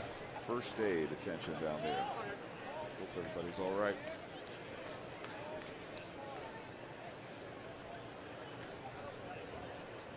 Two-two pitch. Breaking ball hammered. Base hit to left field. And they hold the runner at third. 3 straight hits after the strikeout of Gordon began this bottom of the 5th.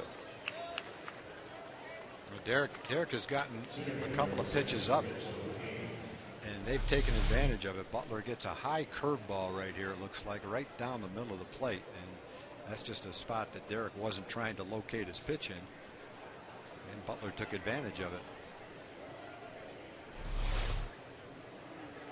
So Mike Maddox makes his trip out to discuss matters, as Lorenzo Cain will be the next Kansas City hitter. 2-run home run in the first inning and a walk in the third.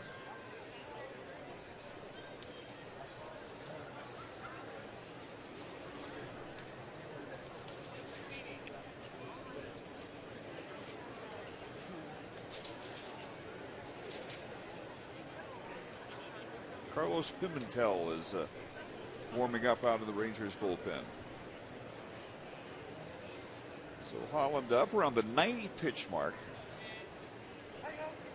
Has only had a couple of sharp innings. The second, he allowed only an infield hit to Pena and retired the Royals in order only in the 4th. But 3 straight have reached here, the 5th with 1 out. And a line drive right to Beltre for out number 2. Oh, pretty nice job of hitting right there by Cain. That fastball looked like it was on the inside half of the plate. He took a good swing at it, hit it right on the button, right at Beltre. Playing off the line, made a nice play. Pitch was pretty grooved.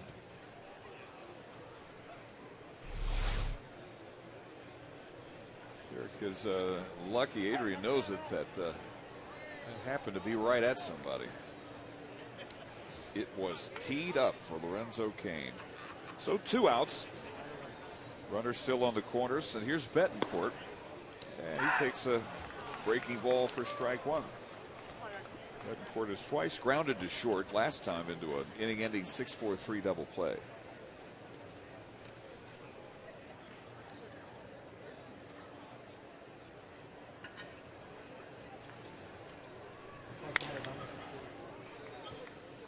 Little number makes it 0-2.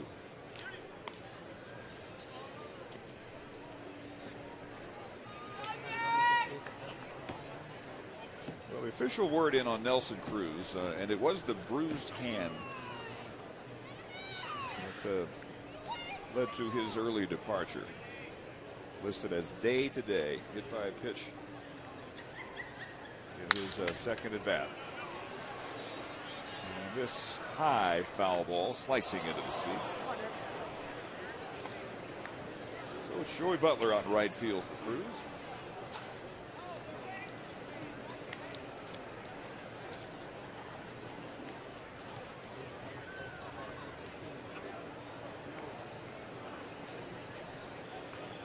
Betancourt from Santa Clara, Cuba.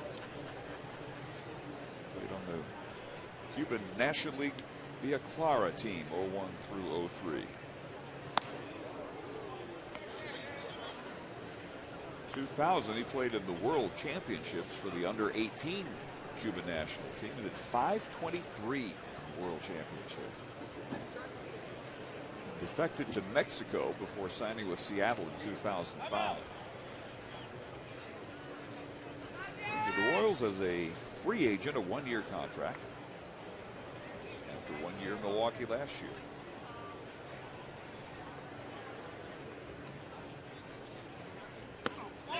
Did he hold up?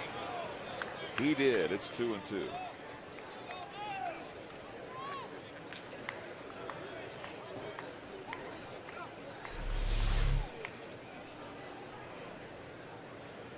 Good call by the first base umpire.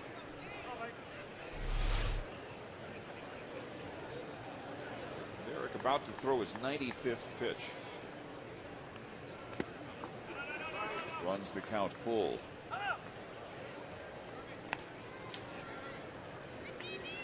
So trying to bear down here and leave no worse than the 2-run deficit. With his pitch count up almost to triple digits. 6 runs on 9 hits, no errors for Kansas City. 4 runs on 8 hits and no errors for the Rangers. 3-2 is high for ball 4, and the bases are loaded. That's another breaking ball that Derek just didn't get down into the strike zone. And I'm sure he's approaching his pitch limit, but I think what Ron Washington wants to do right here is give him an opportunity to pitch out of this bases loaded jam. He's probably a little bit tired right now. He's reached a pitch count that he hasn't reached yet in spring training. But you're going to be in these positions during the regular season when you're tired, when the bullpen's not coming in, and you've got to get a hitter out. And so it's a good opportunity for Derek to pitch through this jam and see if he can't get Moustakas right here to end the inning. Strikeout in the second, line to first in the fourth.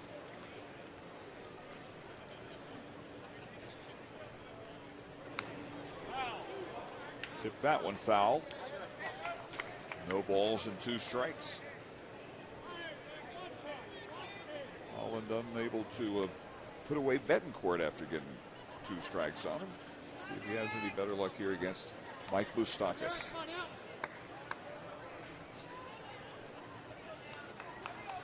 Osmer third, Butler at second, Betancourt at first.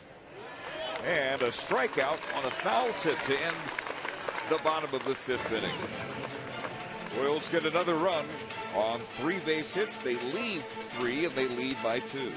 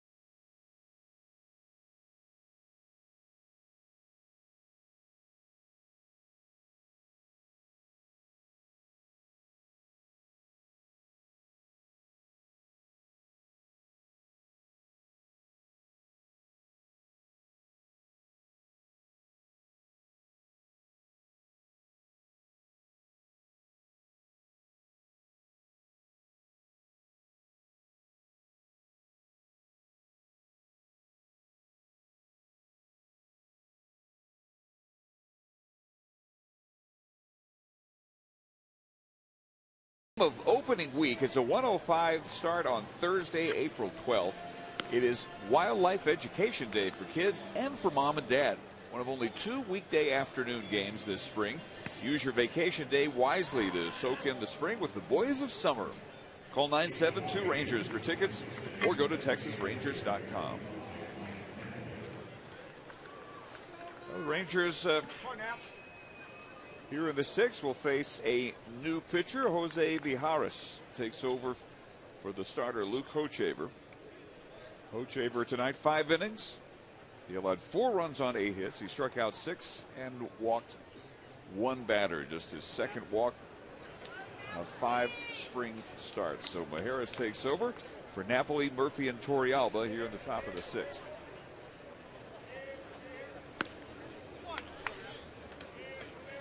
Napoli worked that walk issued by Hochevar, a 4-pitch walk with 2 outs in the second. And, it ignited a 2-run rally. Next time up, he struck out.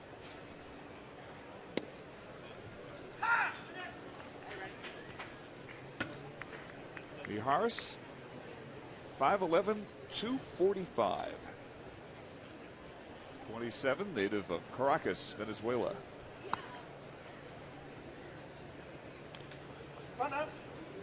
Before now, all his experience had been with the Minnesota Twins. 58 appearances last year. He was 0-2 with an ERA of about 4.6. Some good things happening for him this spring. Napoli looks at strike 2, 2 balls, 2 strikes.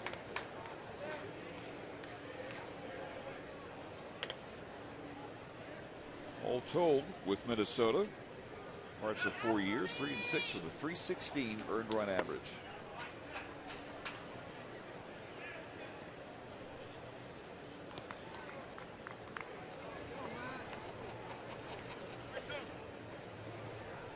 Royals signed him as a major league free agent back in December.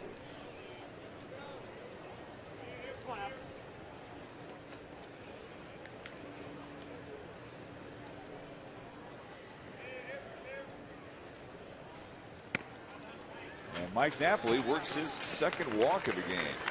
12 walks on the spring now for Napoli.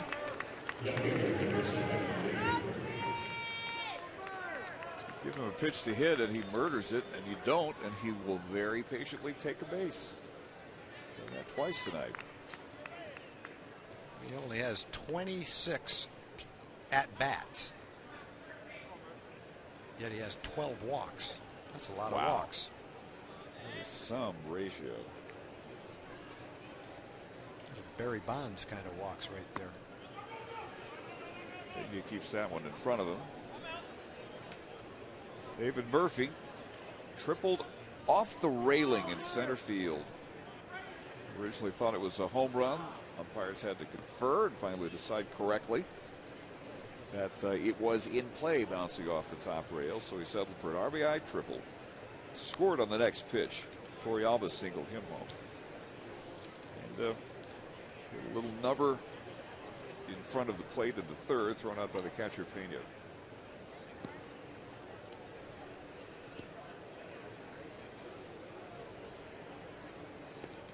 Royals pitching coach Dave Island.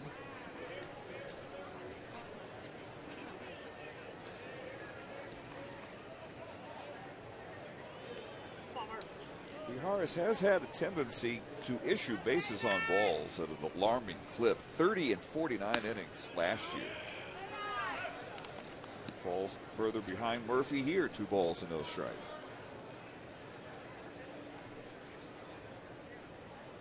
For his career, 62 walks and 153 innings.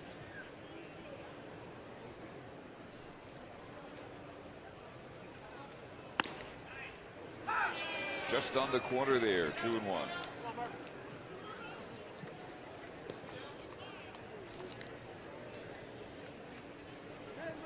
Through his career, he has been very tough on left-handed hitters. They hit just .212 against him. This left-handed hitter works the count now to 3-1.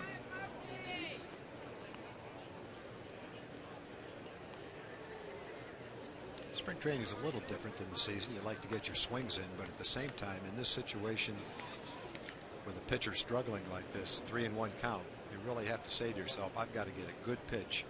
Otherwise, I'm going to take it, because his chances of throwing 2 straight strikes, at least right now, don't appear to be very good. Well, he started the inning with a 2-run lead, immediately walks the tying runs aboard. Not exactly sure what Maharis's role is with the ball club, whether he's got the team made or whether he's pitching to make the team. If he's pitching to make the team, this is not a real good start for him late in spring training. No, it is not. 8 of his 11 pitches have missed the strike zone so far. Torrealba, RBI singled in the second and struck out to begin the fourth, and showing bunt all the way. Pulls back and takes it high for ball 1.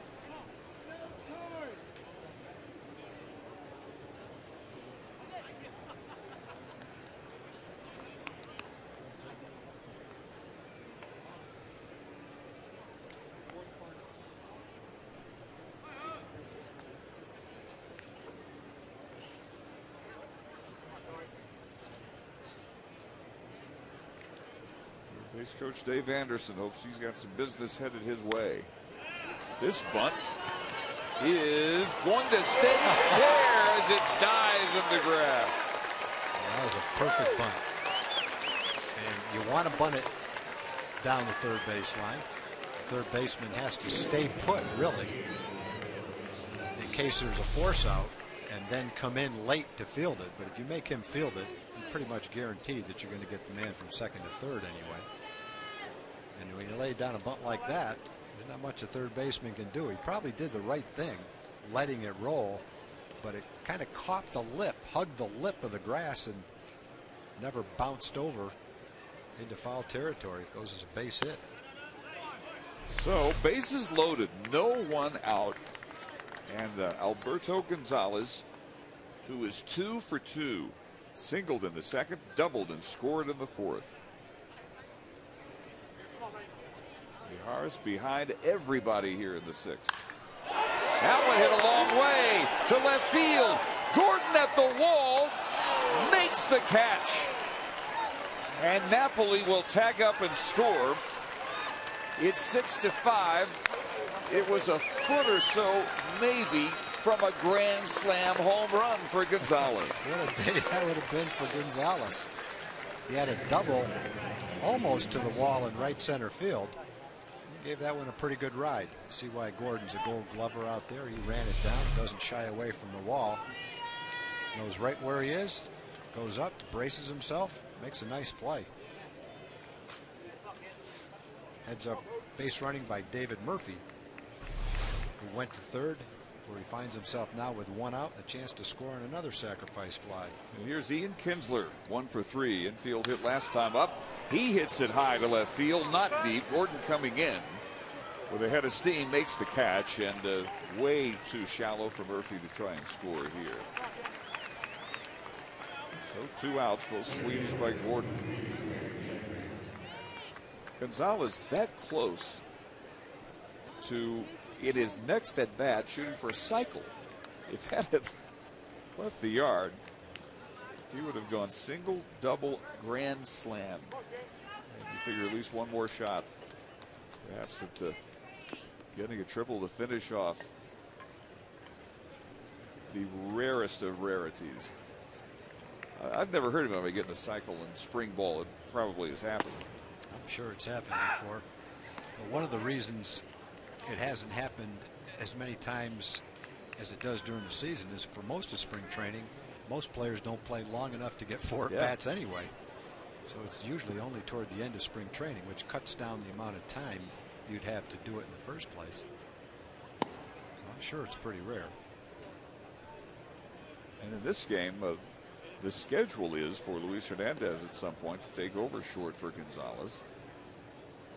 Although you'd have to think if it had come to that, Ron Washington probably would have gone with the moment, I think, and let Gonzalez stay in the game.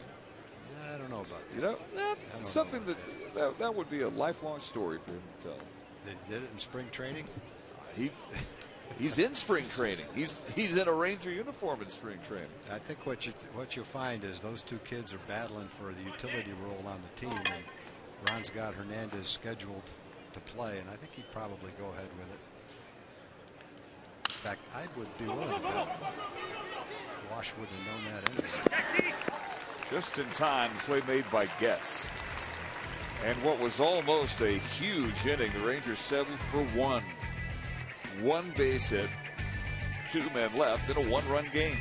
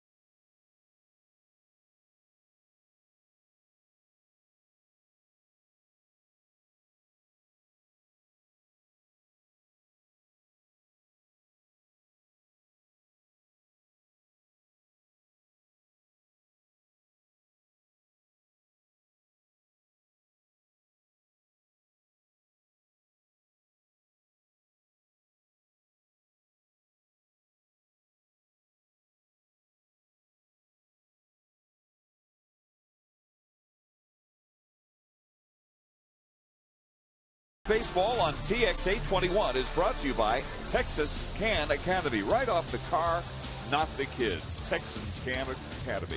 And by the Really Big Sales Event. Real deals, big inventory now at your Honda dealer. We are joined by Derek Holland, who goes 99 pitches tonight, 5 innings, 6 runs on 9 hits, 3 strikeouts, and a couple of walks. Derek, how would you evaluate your effort tonight? I thought it was, it's okay. I wouldn't look at the numbers, what happened there. You gave up some big hits, but the main thing is I thought I did a good job of using all my pitches, throwing them all for strike. That was the main thing, is just going out there and throwing strikes. I'm not too worried about the results at the moment. I want to continue to go out there and try to work on my craft and everything. That's the big thing, is just trying to improve every time out. Derek, even though the numbers don't matter, you finished off with the bases loaded, 2 outs. You probably had one more hitter to face, so I'm sure that's still a good experience to battle through that jam and get that last out like that. Well, yeah, it's definitely huge to be able to battle that last out. I kind of think that was probably the last batter, to be honest with you, because it was a lefty. We had Pena coming up next, and he's a switch hitter, so he's definitely going to be on the right side. But I made sure to never give in. That's the main thing. Is, like I said, when we're always working, we're always trying to make sure we get the strikeout, go after the guys, don't give in no matter what the result is from the previous pitches. Sorry. And so, Derek, what will be your game plan between now and your first start? Now, the big thing is because I got to go a lot longer with the distance-wise, with the innings and everything. So now it's coming into, all right, now get yourself ready for the games as if it's a real deal. You're going the distance. There is no pitch count or anything like that to think about. I know it's up on the board, but you don't want to think about those things. You got to go out and do your job to pitch. How would you grade your spring so far? I thought it was a pretty good spring. I've been throwing all my pitches for strike. I've been working on a lot of things, and I thought my command was very good. I've had very few walks. That's the big thing that I worry about is walking people. You don't want to give anybody free bases. So I thought I did a pretty good job of staying ahead of the hitters and going right after them. Derek, nowadays with the work that you guys do in the offseason, when you get to spring training, how ready are you to pitch in a game, let's say? Do you need as much spring training to get ready to pitch in a game? Yeah, because you got to get stretched out. The first time you come out, you're always going 1 inning, and then the next time it's 2 to 3, and then it's 4 to 5, and then now it's 6 to however many, with a certain amount of pitches. So it's good for us to get stretched out. I'm sure that the position guys are ready to go. That's for sure. But we're definitely ready. It's just about getting stretched out before the season starts. Ooh. Reaches out, taps one to Beltray, but after looking at second, too late to try for the out at first. Everybody's safe. I think what Adrian was trying to do, he was trying to catch Pena going around second base.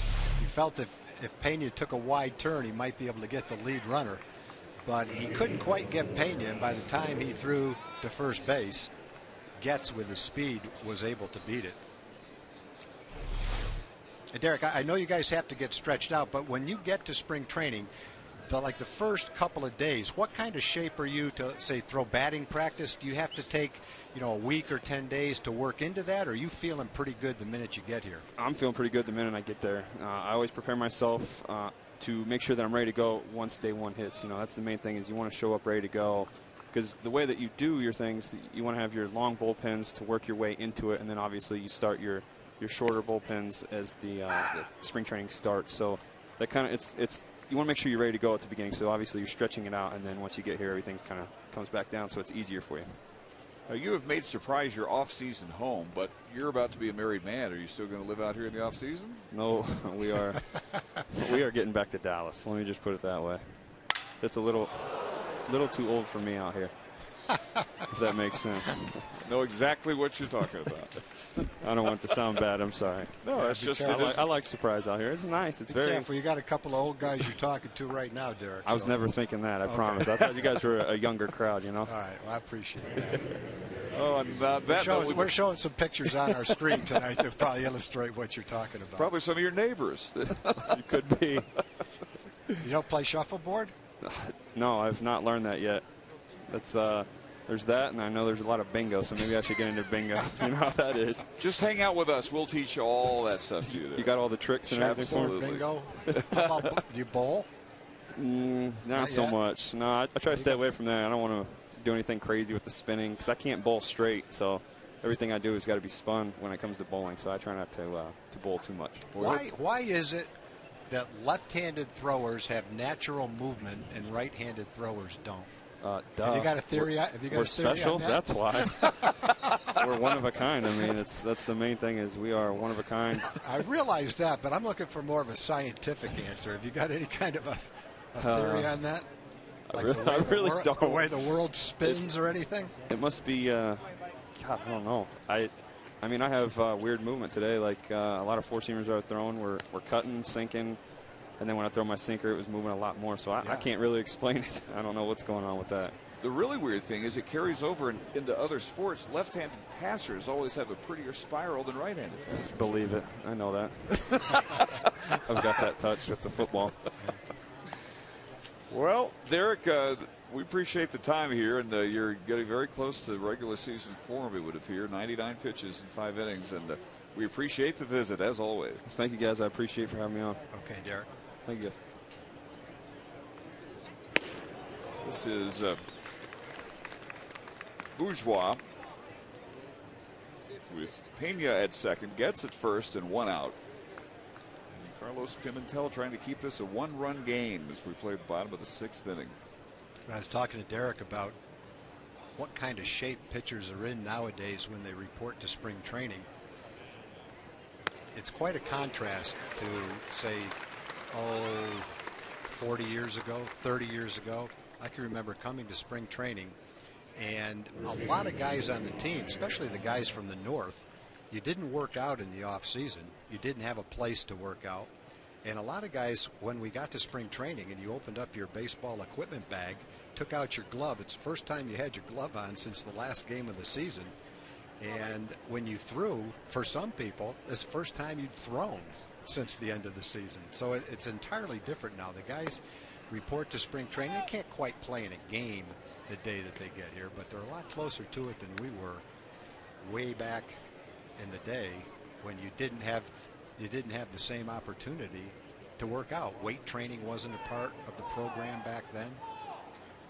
Teams didn't have off-season facilities for workouts at the stadium, and you just didn't have the opportunity to do that. Now the guys that lived in Florida and California could find places to work out, and a lot of us played winter ball. But if you just went home to the Northeast, for instance, you might be able to take some batting practice off a machine in a high school gym, but that was about it. But sports was just like that back then. Football players had off-season jobs. Yeah, exactly. And people still threw touchdown passes. People still hit home runs. People still won 20 games. So it wasn't like it was a noticeable difference in the way the game was played. But I guess it evened out because everybody, for the most part, was in the same boat. Yeah, the way to come back. Could not resist that breaking ball that almost ended up in the dirt. So after 2 singles to begin the inning, Pimentel leaves 2 and keeps it 6-5.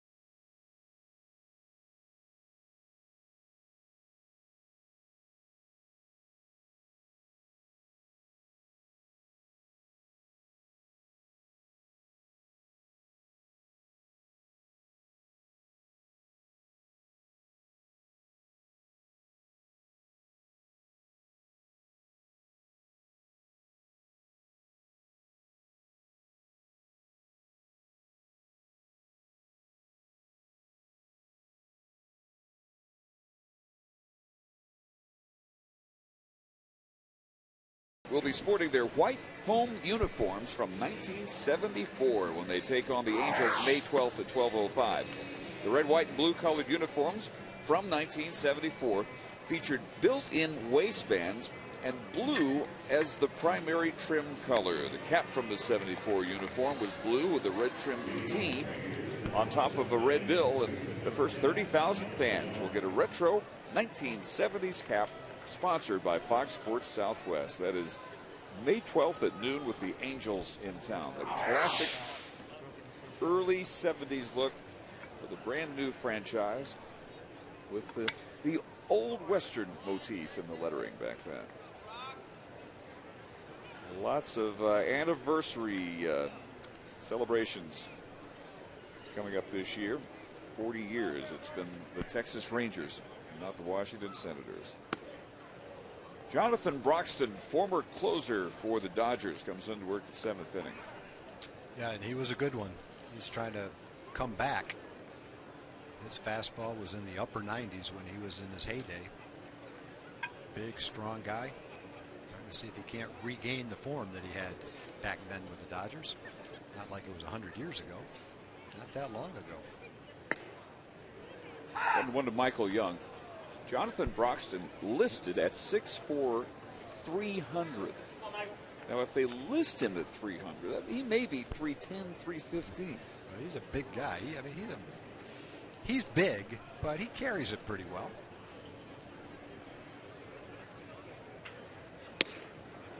Tommy Hunter was a big guy, but he bounced around out there pretty well, carried his weight well. Broxton's getting up in Mo Vaughn territory. Yeah, I think Broxton's even bigger than Tommy. Seems like he's been around forever. He is only 27. Born in Augusta, Georgia. Two-time National League All-Star, 09 and 2010. Call, strike 3.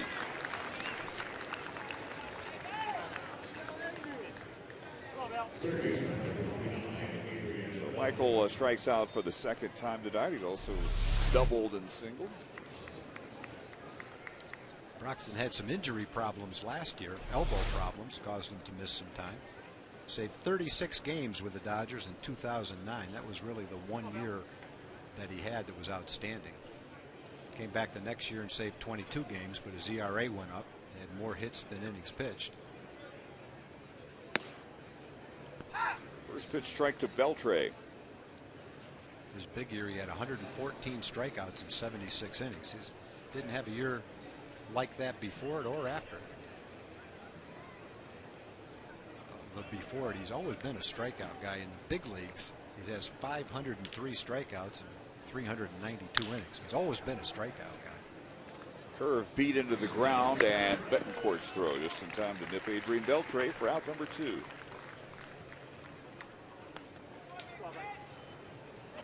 So Adrian 1 for 4. That hit an RBI double back in the 3rd. And now Joey Butler, who took over in right field for Nelson Cruz. Cruz suffering a bruised hand when he was hit by a pitch back in the 3rd from Luke Hochevar.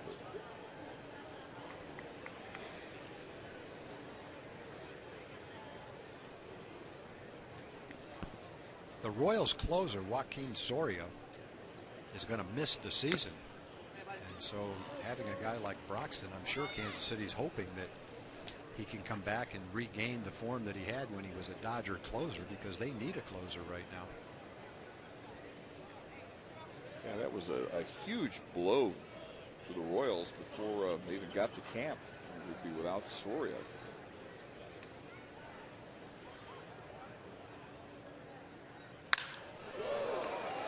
In the air, Bourgeois can't get to it, and it's off the wall.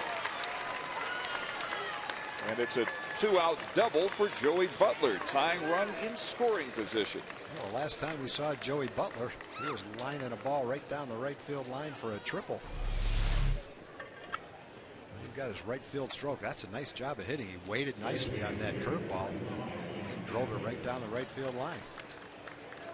He's not getting that many at bats, but boy, he's taking advantage of him. Butler now 5 for 9. I don't know that we've seen any player come up from the minor leagues and play in big league games over the last few years more than Joey Butler. It seems like he's in almost every game we do, which speaks highly of him, that they like him to the point where they do that so often.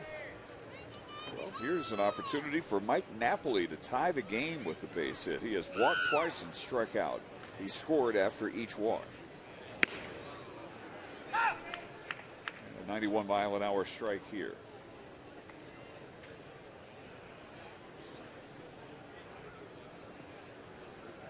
Napoli, the first man Mijares faced in the 6th.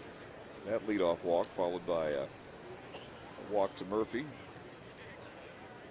he ended up scoring on a sacrifice fly, a near grand slam home run by Alberto Gonzalez.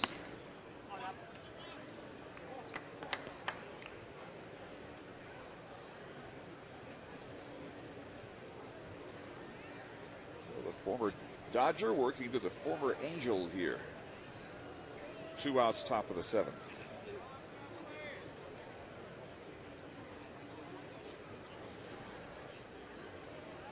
Washington signed to just a 1-year contract as a free agent back in November.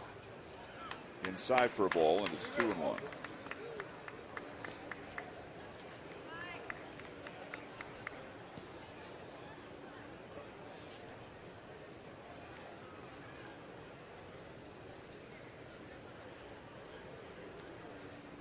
Sizable lead at second base.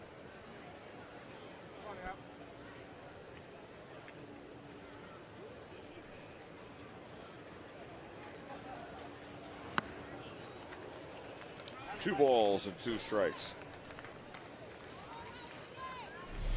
Good diving action on this pitch. It's about Belkai, ends up almost in the dirt.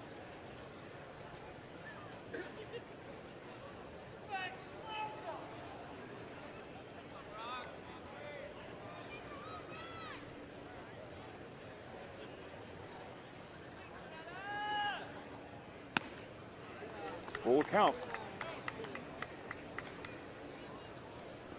Broxton was a 2-time All-Star. In fact, he got the save in the All-Star game one year.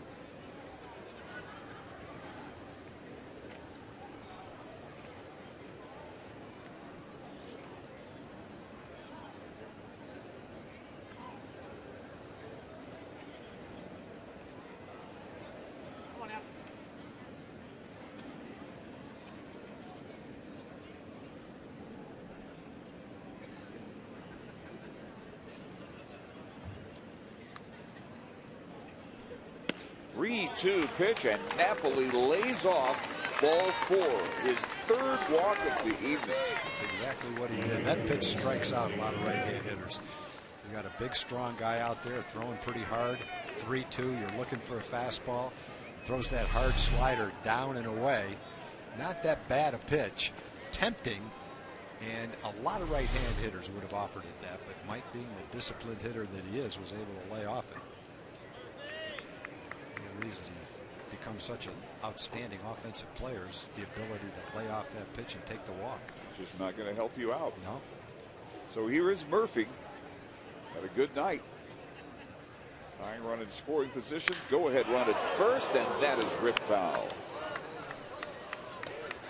David in the second. Tripled in a run and scored. And last time up, second batter faced by Jose Mijares in the sixth that he wants. Come on, buddy. Ended that inning at third base. Rangers have left 6 men on. They left 2 on in the second, third, and sixth. Trying not to do that here in the seventh.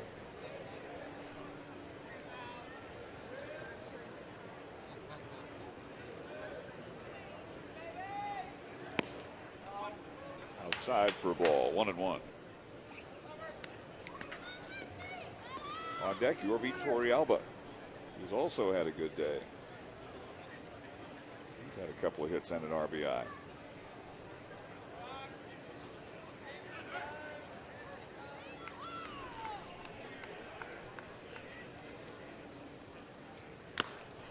Foul tipped. 1-2.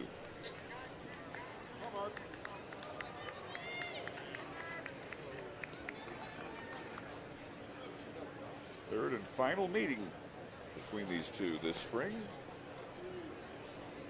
The Royals hoping for a 3-game sweep. March 4th, they won 6-1. The next day, they won in walk-off fashion 7-6. And a 1-2 pitch just misses the outside corner. Tom, that couldn't have been an easy one to lay off. No, that was close. David stands a little ways off the plate, and so he has to guard against that pitch on the outside corner. That one had some movement on it. It looked like it moved off the plate.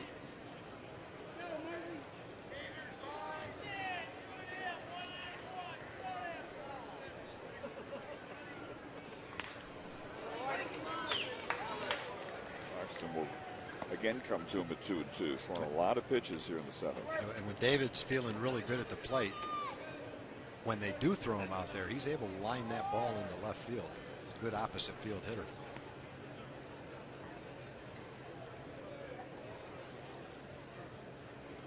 Ochever went 5, 4 runs on 8 hits. Struck out 6, walked 1. Mijares went 1. Allowed a run on 1 hit and walked 2.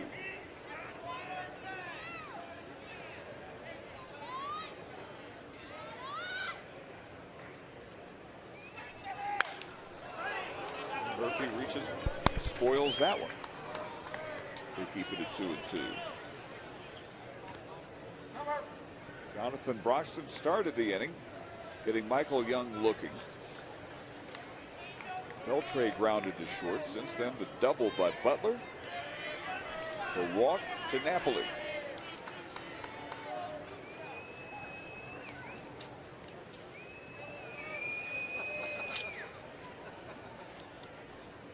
Another 2-2 pitch.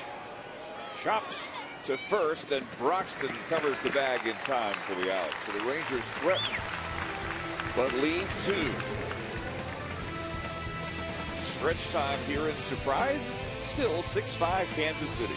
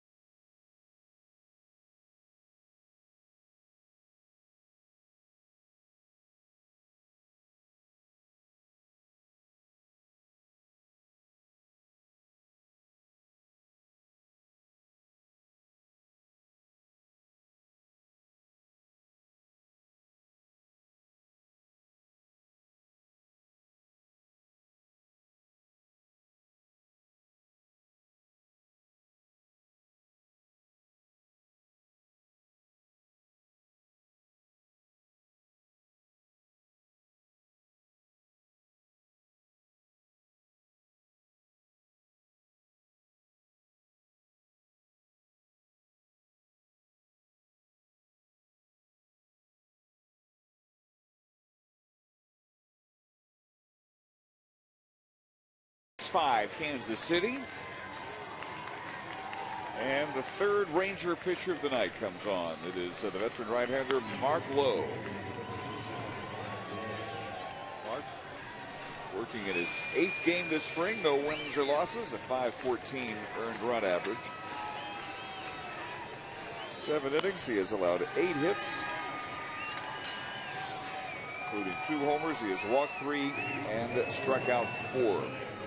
And the 5,047 join YMCA stretched down here at Surprise Stadium. Lowe will face the 4, 5, and 6 hitters in Ned Yost's lineup, beginning with Billy Butler. And as you look at the last week of spring training, we've talked about this a lot. One of the open positions is late inning bullpen. Bullpen altogether, I guess, not just late inning. And there appears to be 3 spots open for 5 pitchers. 2 lefties, Michael Kirkman, Robbie Ross, and then 3 right-handers, Uehara, Tadayama, and Lowe. You wouldn't think that 2 lefties would be among the 3. Probably 1, maybe none. At least 2 of those righties, and maybe 3. And Ron Washington says it's coming right down to the wire. They haven't made final decisions yet, so every outing is very important for every pitcher that gets the opportunity. This one well hit and off the wall in right field. Joey Butler gets it in as Billy Butler has himself a leadoff double. We talked about Butler. He's knocked in 4 runs today. He's got his average probably over 400 in spring training. Close to a lifetime 300 hitter in the big leagues. He's just a good hitter. And I think the reason he's such a good hitter is he uses the whole field. He can drive a double down the right field line. He can pull one down the left field line. He utilizes the gaps well. And he's got the kind of power where he can hit the ball out of the ballpark too. Just a good line drive hitter with power. And he's been a pretty good hitter right from the start. Got called up and as a real young player held his own, and he's gotten better and better. He's also a triple away from a cycle as Lorenzo Cain takes outside. Now, Humberto Quintero, former Astros, penciled in to replace Billy Butler as the DH at some point. Does Ned Yost leave Billy Butler in for the triple? I don't think so. I don't think so. I'll tell you for a lot of reasons. Number one, it doesn't matter in spring training. But the biggest reason is Butler's only got 3 triples in his life. In the big leagues, his chances of getting a triple aren't that good anyway. See, it'd be an even better story. But I'm getting ready to say, but we remember that triple at Fenway Park was very unlikely too. Benji Molina? Benji Molina. That was even more unlikely. That was unlikely, bordering on the impossible. Yeah, if you were ever going to say, I've seen it all, that might have been the time where you were tempted to say it. The triple for Benji the cycle. Needed a triple for a cycle. You looked at Fenway Park and said, the only place Benji can hit a ball and get a triple is to that big gap out in right center field where it juts out to about 420 feet. And no sooner did those words come out than he launches one out there. The ball, I don't know who's playing center field, maybe Ellsbury, but the ball went off his glove, rolled into that little crevice out there 420 feet away, and Benji hustled into third with a triple. That was one of the great moments of that season. Something else I still can't believe I saw it, never expect to see again. April of 2009, when Ian Kinsler completed his cycle with a triple in the 6th inning and got 2 more hits, a 6-hit cycle. Yeah, no kidding. What a day. Butler comes on to make the catch for the first out here in the 7th.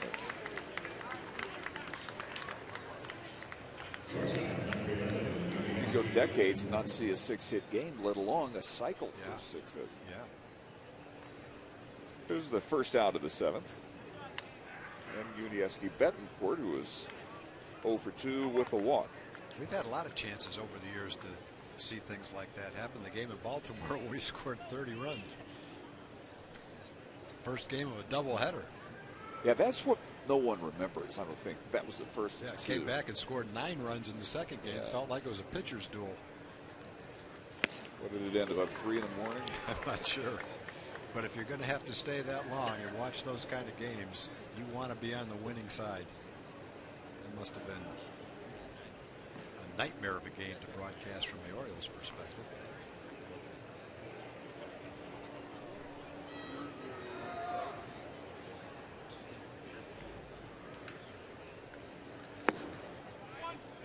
Betancourt lays off, down low, 1-1. Couple of former Seattle Mariners head-to-head here in a 1-run game. Rangers have never led. They were down 3-0 after 1. They did tie it 3-3 going to the bottom of the 3rd, and the Royals got the lead back with 2 more runs. They've gone back and forth since then, but it has been Kansas City on top almost all night long. Trying to add to that lead here, but this pop-up will be handled by Kinsler for out number 2. You know, the thing about saying things like that, we're talking about crazy things we've seen, as if no other team has experienced the same thing. You could talk to every broadcaster in baseball, can talk about the last few years and their team and what they've seen and come up with their own examples that are just as unique to them. So it's not like the Rangers have any monopoly on these extraordinary things, unusual things we're talking about. They happen all over baseball. In fact, they happen pretty much on a daily basis. All you have to do is read the box scores every day and watch the highlights every night. And chances are you're going to see something unusual on a daily basis. Therein lies the greatness of the sport. Sure. One pitch, all it takes for Mark Lowe to dispose of Moustakas, and he works around the leadoff double by Billy Butler to keep it 6-5.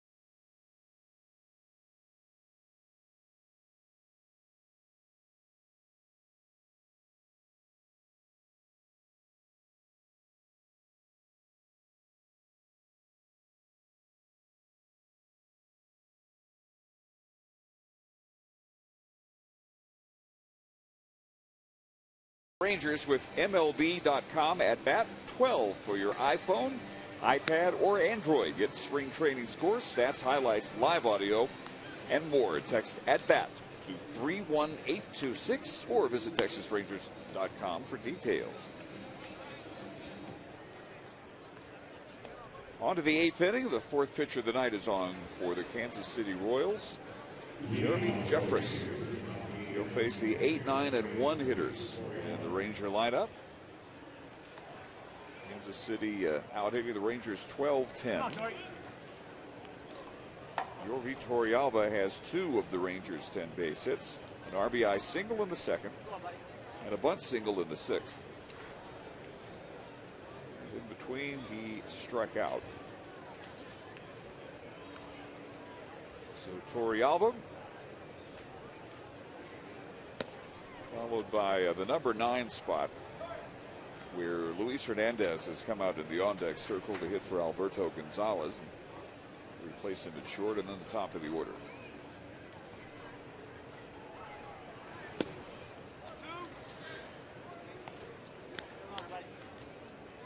Jonathan Broxton worked the 7th inning, allowed no runs, but he did give up a 2-out double to Joey Butler, then a walk to Mike Napoli before retiring. David Murphy on a ground out to end the threat. Jeffers quickly falling behind Torrealba here, 3-0.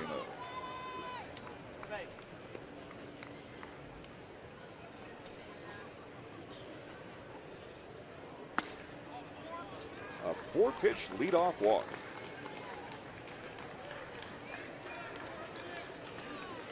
It's the 5th walk issued by Kansas City pitching tonight.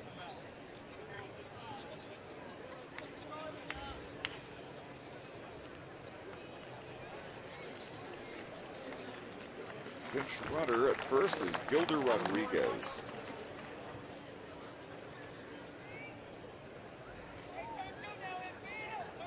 And we'll look for Dusty Brown to take over the catching duties. First of all, the bunt in order, and Hernandez fouls it off. So Alberto Gonzalez had himself a good night. A single in the 2nd, doubled and scored in the 4th, and drove in a run on a sacrifice fly, a near grand slam that sent the left fielder Gordon up to the wall back in the 6th inning. Another foot or so on that drive, and we'll be looking at a completely different story here. Oh, there's strike 2, so Hernandez not able to get the bunt down. 2 tries.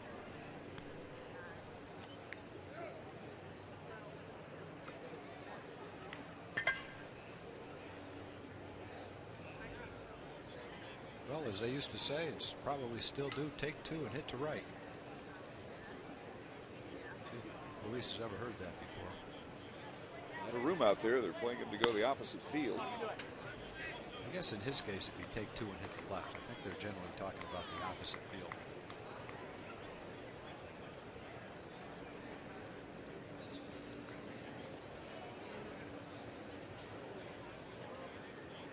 Jeremy Jeffers, 24, out of South Boston, Virginia. And he strikes out Hernandez. There's 1 gone in the Ranger 8th. Jeffers has a really good arm. He throws hard. 93, 94 today, but I've seen him during the season throwing harder than that. He was part of the Zach Greinke trade. Yep, talked about him earlier. He's got a good arm. Potential late inning bullpen guy. Came over with Lorenzo Cain, Alcides Escobar.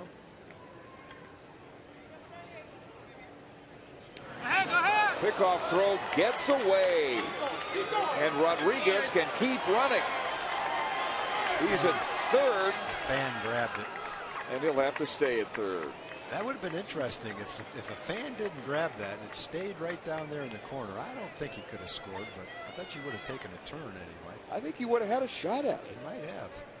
That would have been some play. That type of play is up to the umpire. It's his judgment. When the fan reaches over, and you'll see it as the ball goes down the right field line. When a fan reaches over and touches the ball is dead, and the umpires, and then the runner goes to where the umpire judges he would have gone if the fan didn't touch the ball. And the first base umpire motioned immediately that he would go to 3rd base. This is Matt Cada hitting at the top of the order now for Kinsler. Tying run 90 feet away with 1 out in the 8th.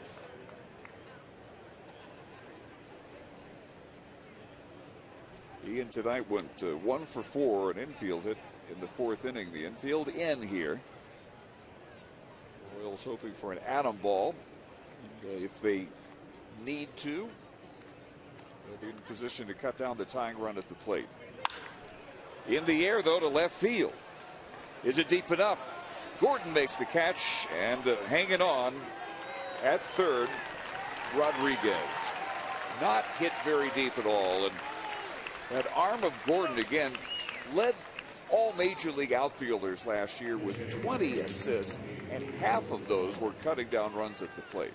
Well, that fly ball, that's a borderline fly ball, and it all depends.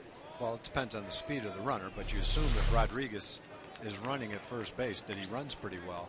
Depends on the way the outfielder throws. That's a sacrifice fly with a lot of left fielders. And generally, the left fielder has the weaker arm of the three outfielders. In this particular case, you watch Gordon make that throw home, and you can see exactly why Dave held him at third base. That was a strong throw home. Now Julio Bourbon batting for Craig Gentry. 2 outs. And Rodriguez still at third.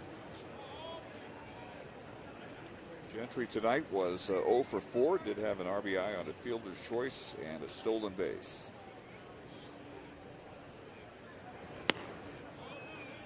Julio had a notion there. Lays off ball 2.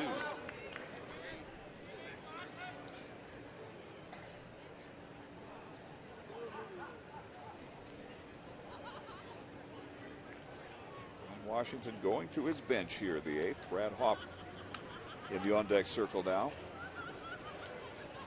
He will hit in Michael Young's position as Bourbon takes that strike at the knees, and it's 2-1.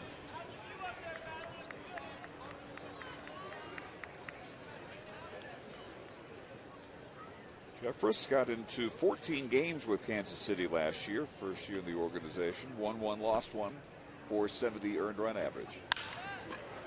Chopped to second and gets his throw in time to get Bourbon, and Jeffress works out of that jam. He leaves the tying run at third.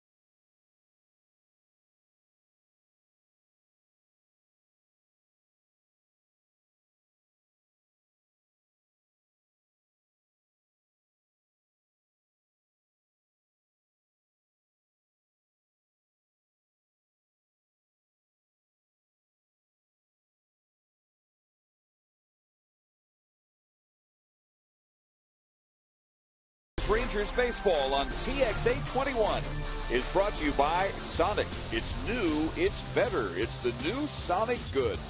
And by Sports City Toyota. Go to sportscitytoyota.com. We'll deliver anywhere in Texas.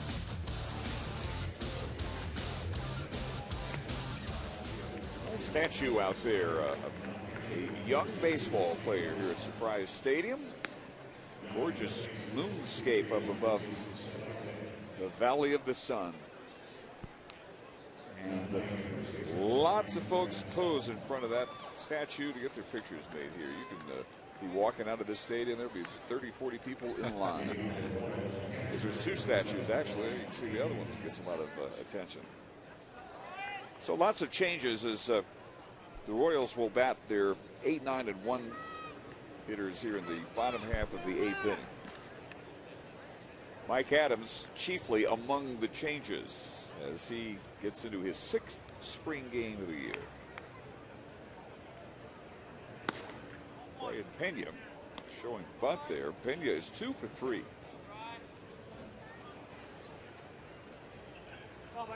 Infield hit in the 2nd, a ground out in the 4th, and a single in the 6th. Chris Getz on deck. Then the top of the order, Alex Gordon would be due. The 4 Ranger pitchers in the bullpen who were assured of jobs, pretty obvious. Nathan, Adams, Feldman, and Ogando. Feldman and Ogando, assuming everything goes normally as planned, won't be in the rotation. They will settle into a bullpen role. The other 3 jobs have yet to be determined. The other thing that hasn't been defined for sure yet is the exact rotation. You know, Kobe Lewis is starting, and Derek Holland evidently is pitching the 2nd game. But Ron Washington, I don't believe, has said yet whether Matt Harrison will pitch the 3rd game or whether Yu Darvish will pitch the 3rd game. I think that's a little bit up in the air right now. And still waiting to hear on the utility infield. New second baseman is Matt Cada, who hit for Ian Kinsler. And he throws out Pena. Rest of the changes. Brad Hopp at first for Michael Young. Luis Hernandez stays in the game after hitting for Alberto Gonzalez and plays short. And Hervé Solarte is at 3rd, replacing Beltre. Brandon Snyder in left for Murphy. Borbone hit for Gentry and stays in center. Dusty Brown now behind the plate. And here is Chris Getz. An infield hit in 3 trips.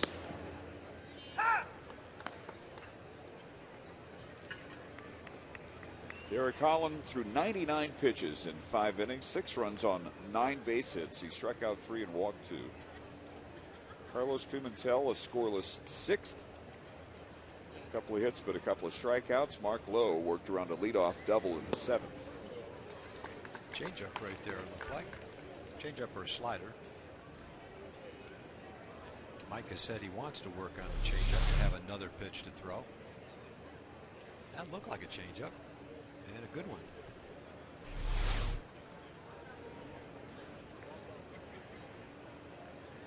So ahead of the number 9 hitting second baseman Getz 0-2. Looking ahead to the Ranger ninth, the 3, 4, and 5 spots would be Hopp, Solarte, and Butler.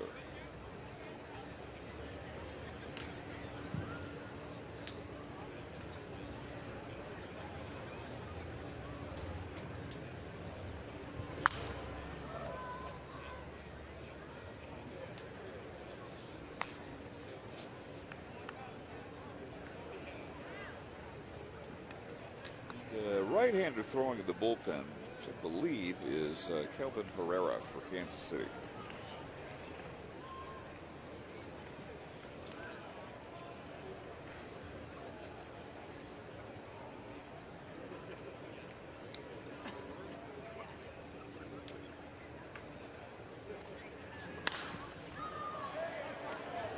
Pop chased toward and over the third base Royals dugout. So still 1-2.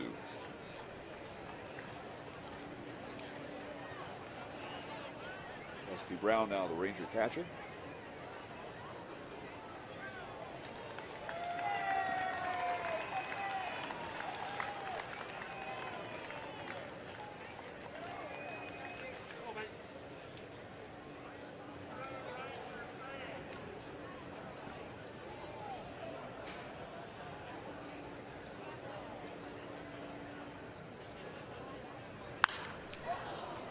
Play as well. Based on the spring records, if you stack everybody up in the regular season divisions, Kansas City would be 2nd in the American League Central, trailing the Tigers by 3.5. Detroit is 15-5. If they hang on, Kansas City would improve tonight to 15-11. It's going to be tough to beat Detroit, but if they get some pretty good pitching, they should have a shot to come in 2nd place. at least give a run at it. Yeah, because the competition there, Minnesota Twins coming off a terrible year. White Sox have lost a lot of key pieces, beginning with their manager.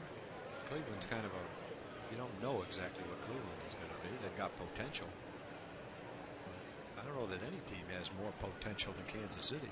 Not necessarily right now, but in the years to come in that division. Center field, Bourbon has it played perfectly. Texas takes on San Francisco and San Diego during interleague play in June. What better reason for a road trip to California?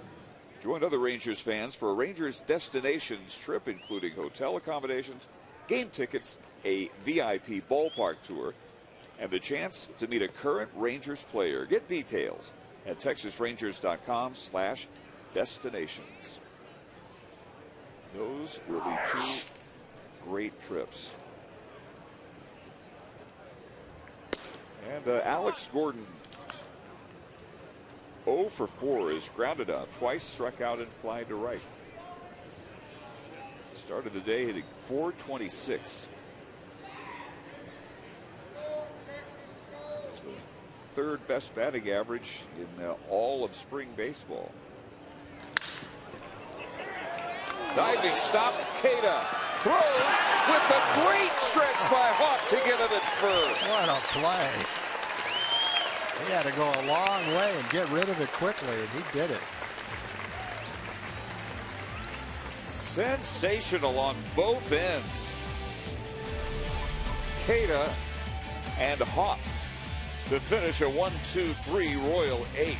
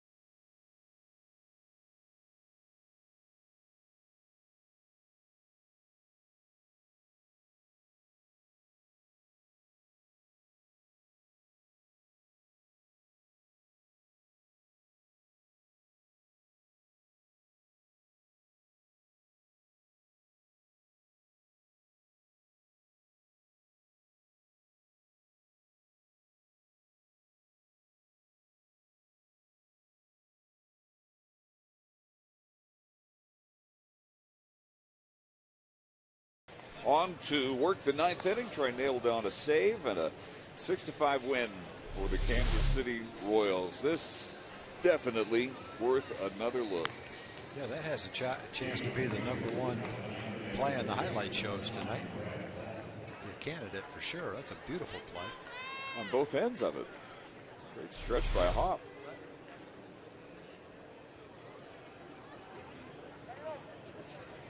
So on to the ninth inning we go.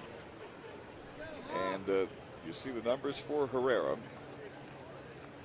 Just a 188 opponent batting average. And after that terrific stretch at first, Brad Hop first up here in the Ranger ninth.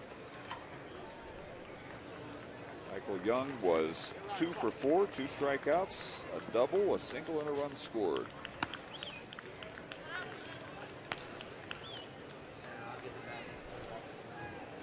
Herrera throwing to a new catcher. Max Ramirez has replaced Pena behind the plate. A number of other changes. Well hit left field. And off the wall it goes. A leadoff double for Hawk. Just needed to get that one up a little bit. He would have had a home run. Hit a line shot right over the new left fielder, Yem Pratis. We have a pinch runner out there for Brad after that. Nice job of hitting right there. He got a pitch out over the plate. Didn't try to pull it. He went with it. And drove it with authority right over the left fielder's head.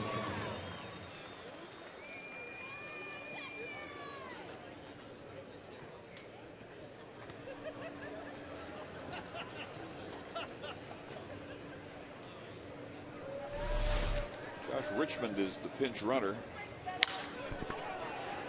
And that one goes off the glove.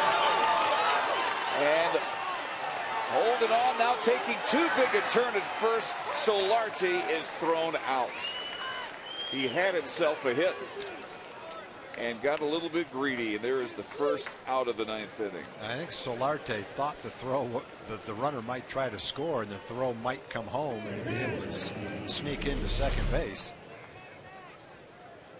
But with nobody out, the Rangers chose not to try that. Shortstop can't catch it. It rolls away. Solarte's thinking throw home. I'm going to second, but unfortunately that throw never went home. Shortstop now is Christian Colon. So the infield in now with one out. And that one gets away from the new catcher Ramirez, and coming in to score the tying run is Richmond. And it's 6-6.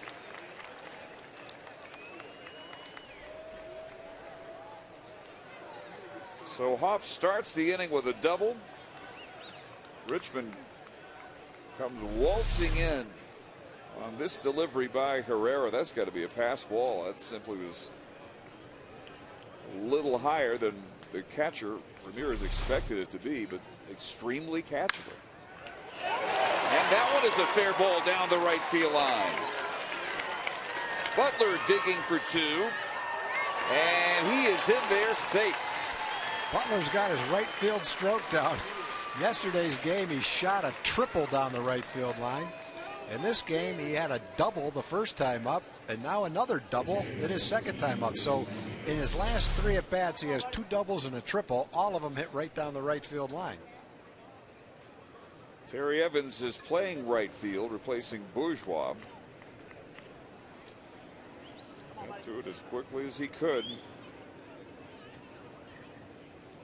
So, after his second double, Butler at second. And this is Luis Martinez. He is batting in the DH spot, where Mike Napoli walked 3 times, struck out once, and scored twice.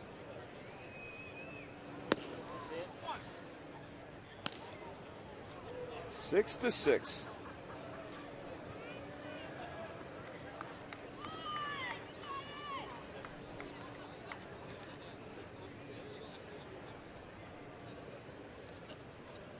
Two doubles, a ground out, and a passed ball with Kelvin Herrera coming in to get the 3 outs and close down a victory. Now he's just trying to keep this a tie game and get it to the bottom of the 9th.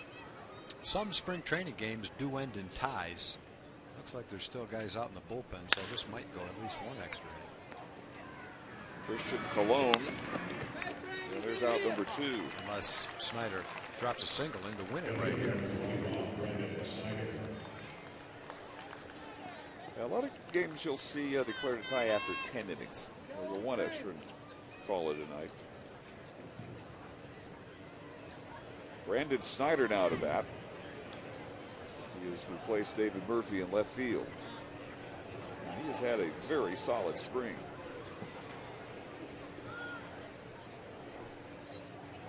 Murphy tonight went 1 for 3 with a walk, an RBI triple, and a run scored in the Rangers' 2-run second. Rangers trail 3-0 after 1, tied it at 3. Royals got 2 in the 3rd to lead 5-3.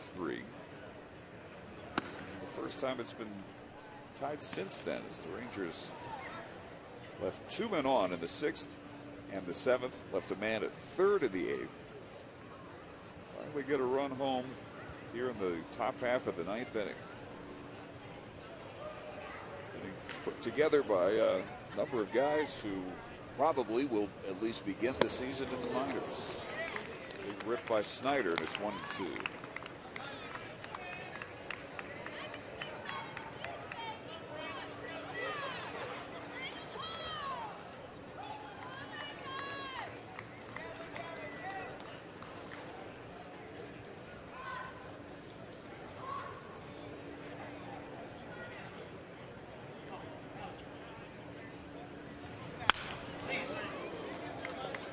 Missed that one by much. Almost centered it up.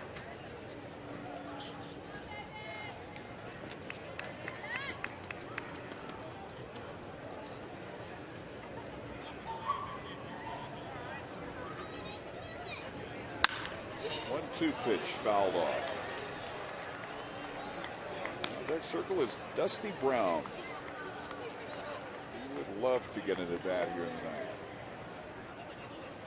So the Rangers are now out hitting the Royals 13-12.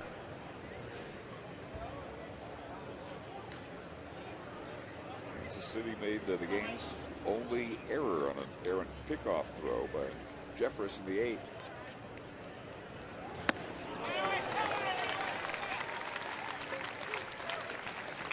The Rangers manage a tie. And we head to the bottom of the ninth. The 2, 3, and 4 spots are due up for Kansas City.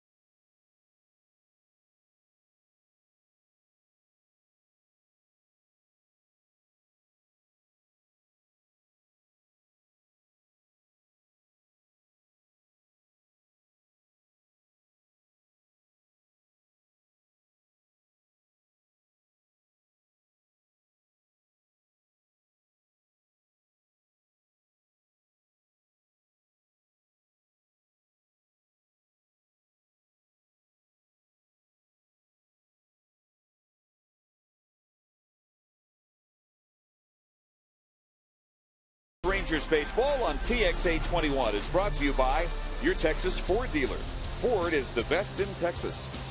By TXU Energy, the right things right now. Call 866-CALL-TXU today. And by InsuranceDepot.com. Get a car insurance quote in 5 seconds at InsuranceDepot.com. Hey, when I was talking about extra innings, I was thinking the Rangers were the home team. Used to seeing the Rangers in this park as the home team. We're the visiting team, so there's still a bottom of the ninth to be played before we talk about extra innings. Sorry about that.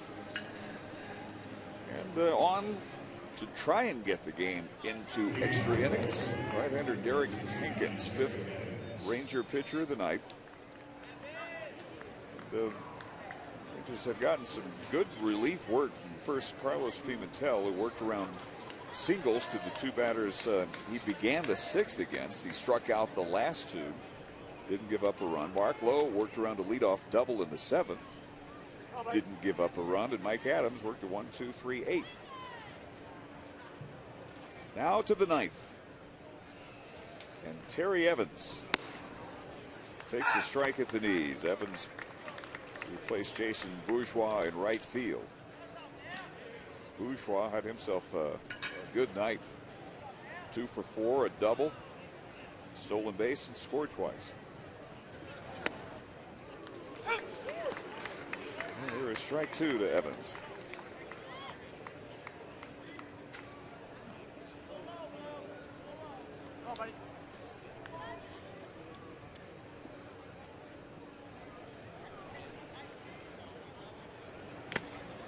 Foul tip, and Dusty Brown hangs on for out number 1.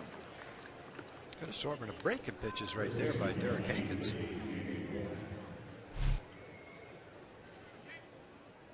Good hard slider, or a cutter maybe, right on the outside corner. Some defensive changes here in the inning. Brandon Snyder has moved from left field to first base. Richmond stays in the game in left field, and that one is headed to the corner, and headed to second base is Jamie Romack, and the Royals have the winning run in scoring position with 1 out in the bottom of the 9th inning.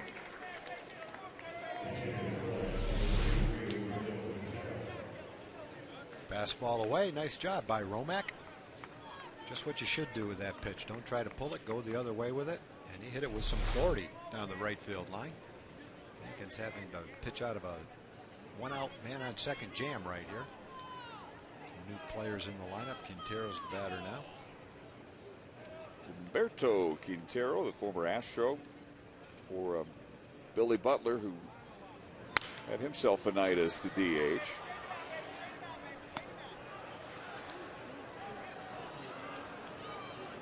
Butler had an RBI ground out in the first, a 2-run homer in the third, a single in the fifth, and a double in the seventh.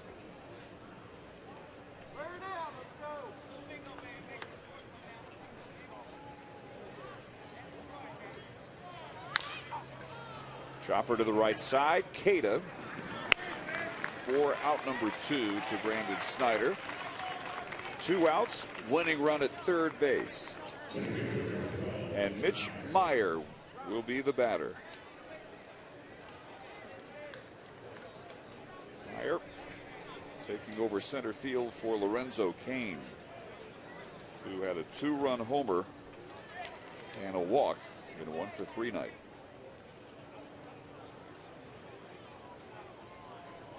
And they will walk Meyer,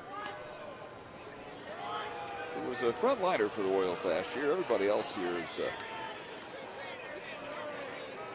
been a minor leaguer to this point. So Ron Washington deciding not to pitch to Meyer. Christian Colon is on deck.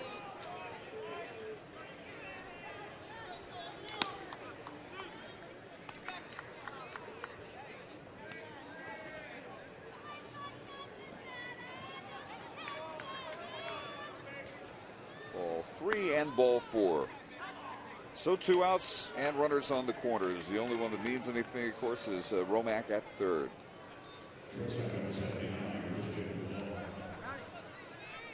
And it is up to Christian Colon now to try and win it in regulation.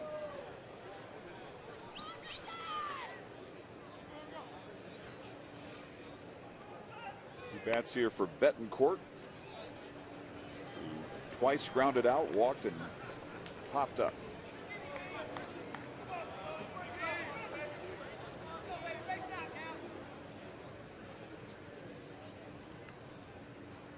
First pitch, breaking ball low, and with defensive indifference, taking second base is Meyer.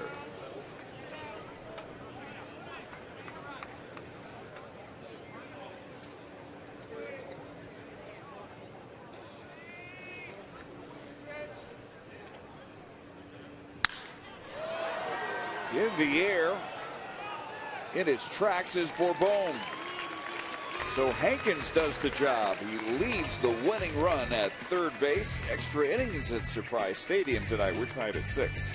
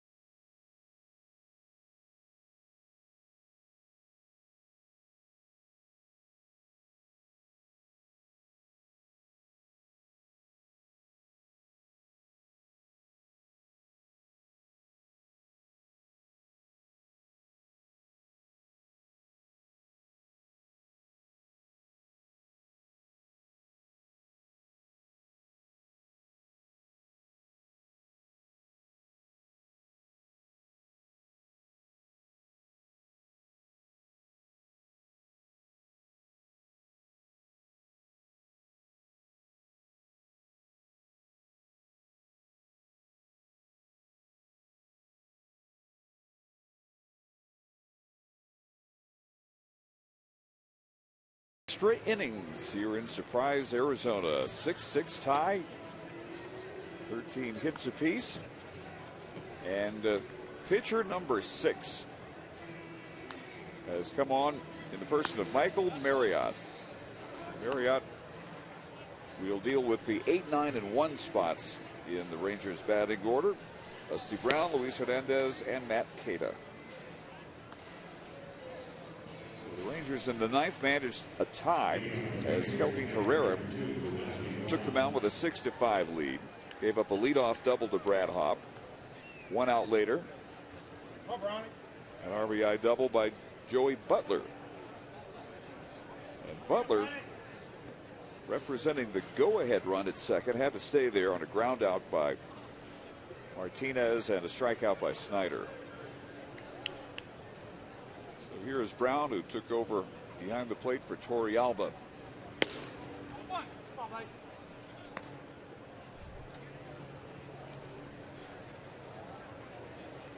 Wonder how you get a spring record like the Rangers 8-16-1. This is how you play 1 extra inning. This will be the only extra inning.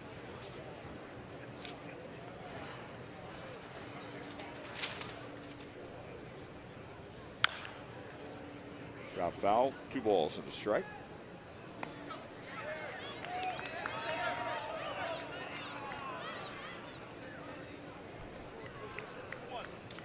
Luke Ochever, the starter.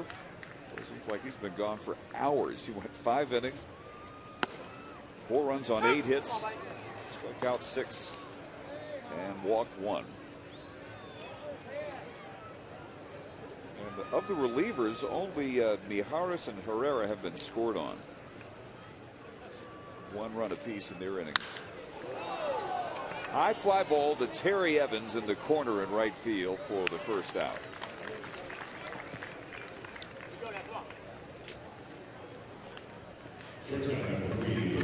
Luis Hernandez now in the number 9 spot, where Alberto Gonzalez had himself an excellent night. He singled in the 2nd, doubled and scored in the 4th. Drove in a run against Mijares in the 6th with a sacrifice fly. So Gonzalez 2 for 2, a run and an RBI. Hernandez strike out against Jeremy Jeffress in the 8th after a leadoff walk to Brown, and he slugs that one into right field, a base hit. Well, that's the epitome of a high hanging changeup and a good pitch to hit. Hernandez had a great swing at it. I bet he did get up in the air a little bit, would have hit it right in the Ranger bullpen. Trying to keep it down and away. It's up and in. Ripped into right field for a base hit.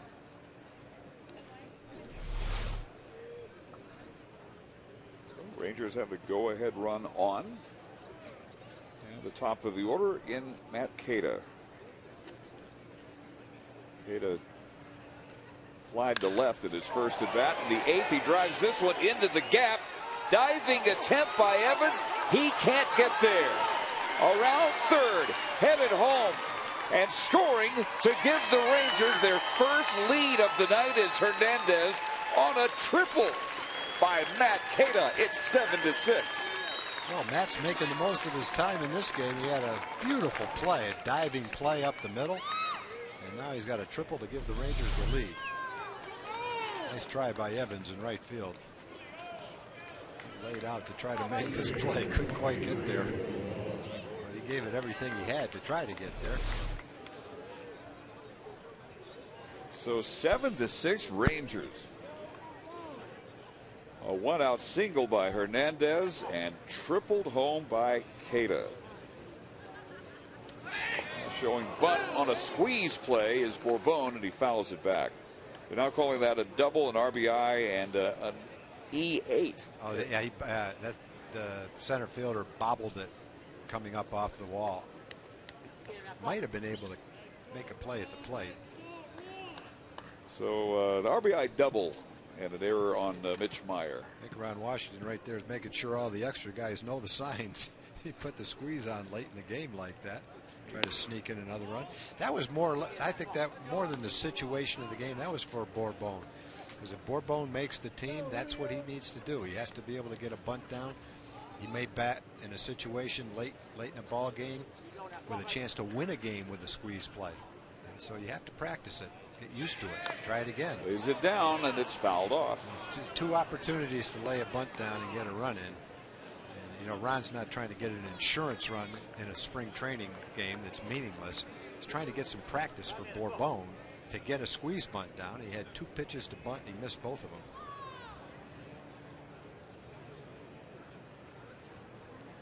So, 1-2 count. Maybe swings away, tries to punch one through the drawn-in infield here. Takes the breaking ball away, and it's 2-2.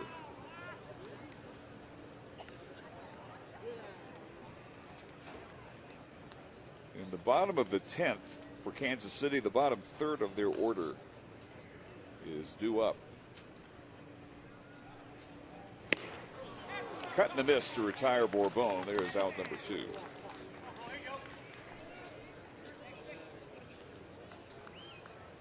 So Julio not able to get the job done with the squeeze, not once but twice.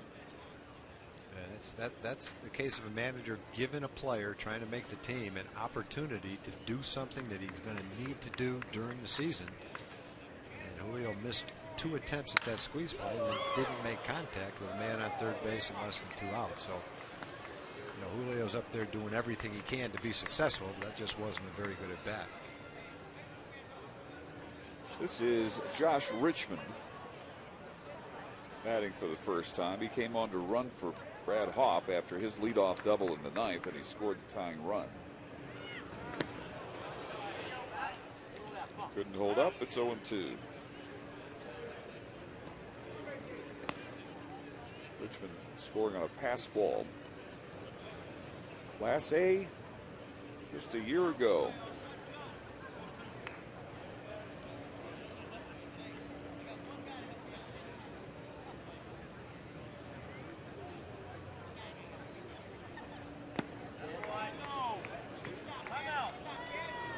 Off the breaking ball.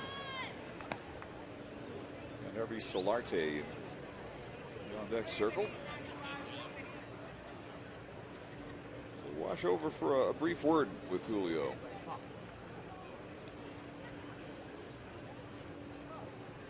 Clearly not happy he couldn't get the bunt down, but even less happy was Julio himself. Yeah, you know, it's a tough situation. The manager's, you know, he's trying to get the most out of his players. He wants them to be successful. Rangers would love for Julio to take charge and earn a lot of playing time out in center field. They want him to succeed.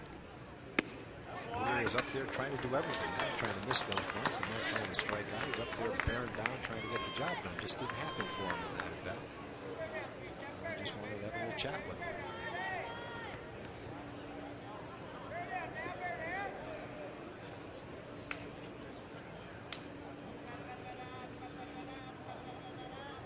Three-two pitch, almost hit him. Way high and tight. So Richmond at first, and the really bad 10th inning for Michael Marriott continues. And he will face Solarte now.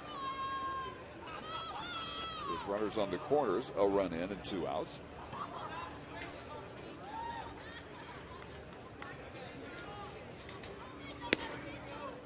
There's a strike.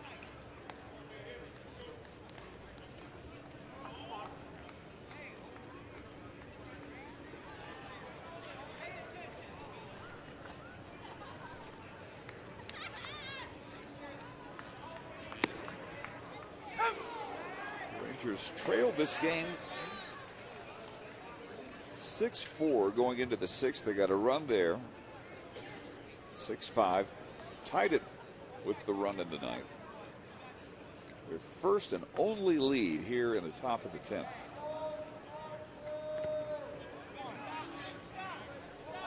And, smothered by Ramirez.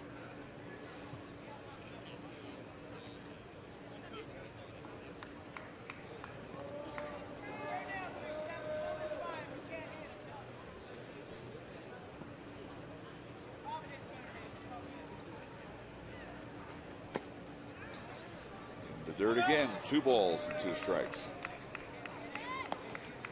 Joey Butler on deck if Solarte keeps the inning going.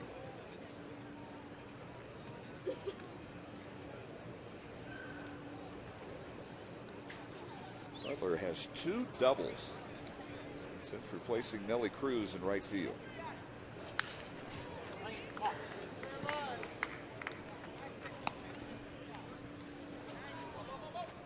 Rangers, if they hang on, will have their first 3-game winning streak this spring. And only their 2nd win over an American League opponent. They're 1-8-1. 7-8 against the National League. Go figure that. Solarte fights off another one, keeps 2 balls and 2 strikes. And it would be a little bit of turnabout fair play because 4 of the Rangers' 16 losses have come in games they led in the 9th inning. 3 of those losses were walk-off affairs. Tonight it is the Rangers fighting from behind late.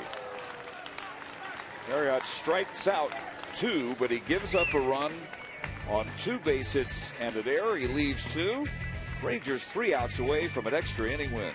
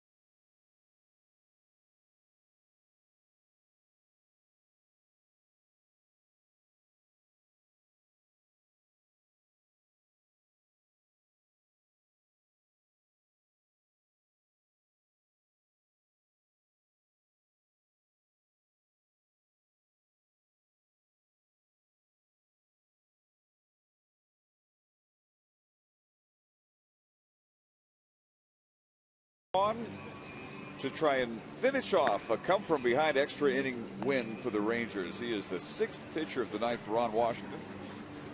6'3", 225-year-old from Sagamore Hills, Ohio, and a 32nd round draft pick out of Indiana University, 2008. Well, every game in spring training, managers bring some extra guys.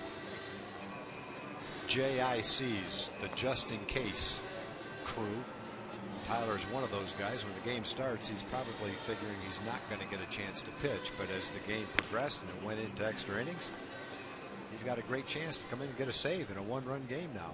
Get a chance to pitch in a big league ballpark in a big league spring training game. That's a nice opportunity and a good throw for him. Tyler, each of the last 2 years has gotten as high as Double-A Frisco. Last year pitched very well there, 4-1, a 323 earned run average. Struck out 46 and 55 2/3.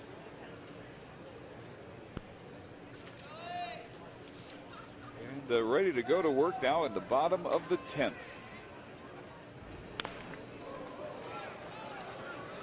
And no play on the bunt.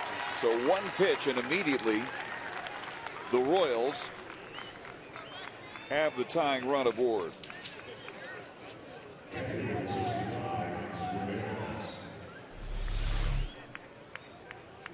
This is Saratelli laying down the bunt. Well, he had a chance with the third baseman back just a little bit. That's probably his game. And Tufts slipped as he tried to field it, but chances are Ceratelli was going to beat it out anyway. Anthony Ceratelli. Both managers are about as deep as they can go on their benches. So here's Max Ramirez. Brian Pena, while he was catching, went 2 for 4.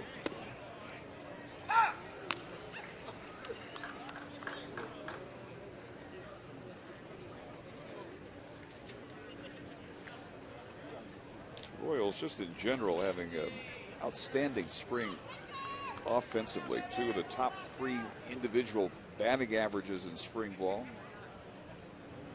High pop up here. Kata drifting back. He wants it and puts away out number 1.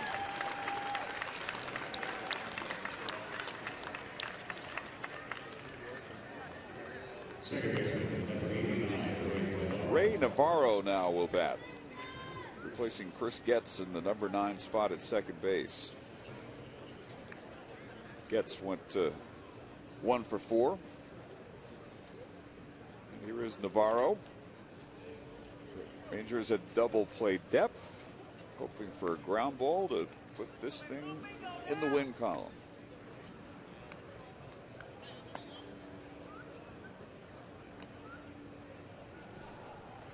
Ceratelli, the runner at first. Let's go, Royals! Let's go! Let's go! Go! Runner goes, so no double play. The second out as Hernandez throws out Navarro at first.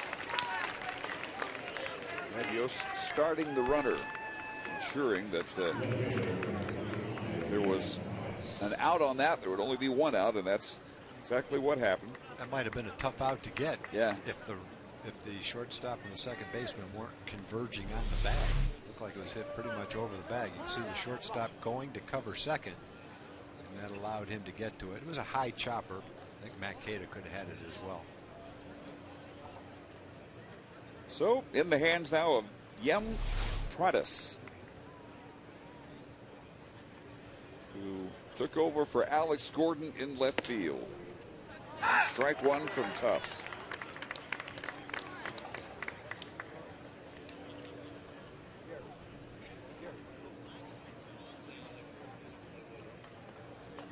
Yem, Y-E-M, Pradas, P-R-A-D-E-S. Ceratelli with his lead off second base with 2 outs. That imposing figure right behind home plate, that would be T.R. Sullivan. Arms folded, ready to converge on Ron Washington for the post-game interview. And TR in the orange shirt back there. Kevin Sherrington. Richard Dirt also back there. The scribes ready to jump into action. Great John Blake has appeared. Oh, and holy cow, they're all vying for TV time now. Evan Grant's moved in with Kevin Sherrington. Jeff Wilson, he's got a seat. The tradition in spring training after the game, the manager meets the press on the field. That's why they're all down there. The game's over, right in the on-deck circle. Walsh will have his little post-game question and answer. Pradas down to his last strike now. It is 2-2. Tyler Tufts a pitch away from save. As the 6th Ranger pitcher of the night.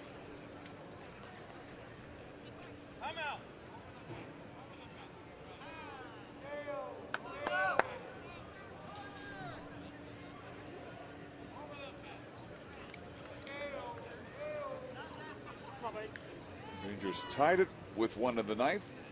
Took the lead with 1 in the 10th. The 2-2 pitch. Swung on and missed, and the Rangers take this one in 10, 7-6.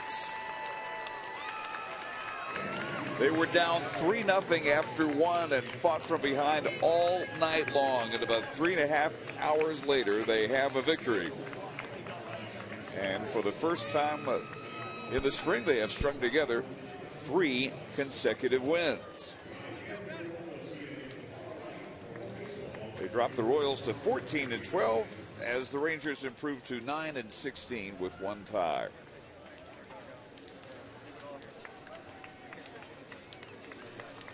This is one where just about the entire roster was needed. And as a group, they pulled it off.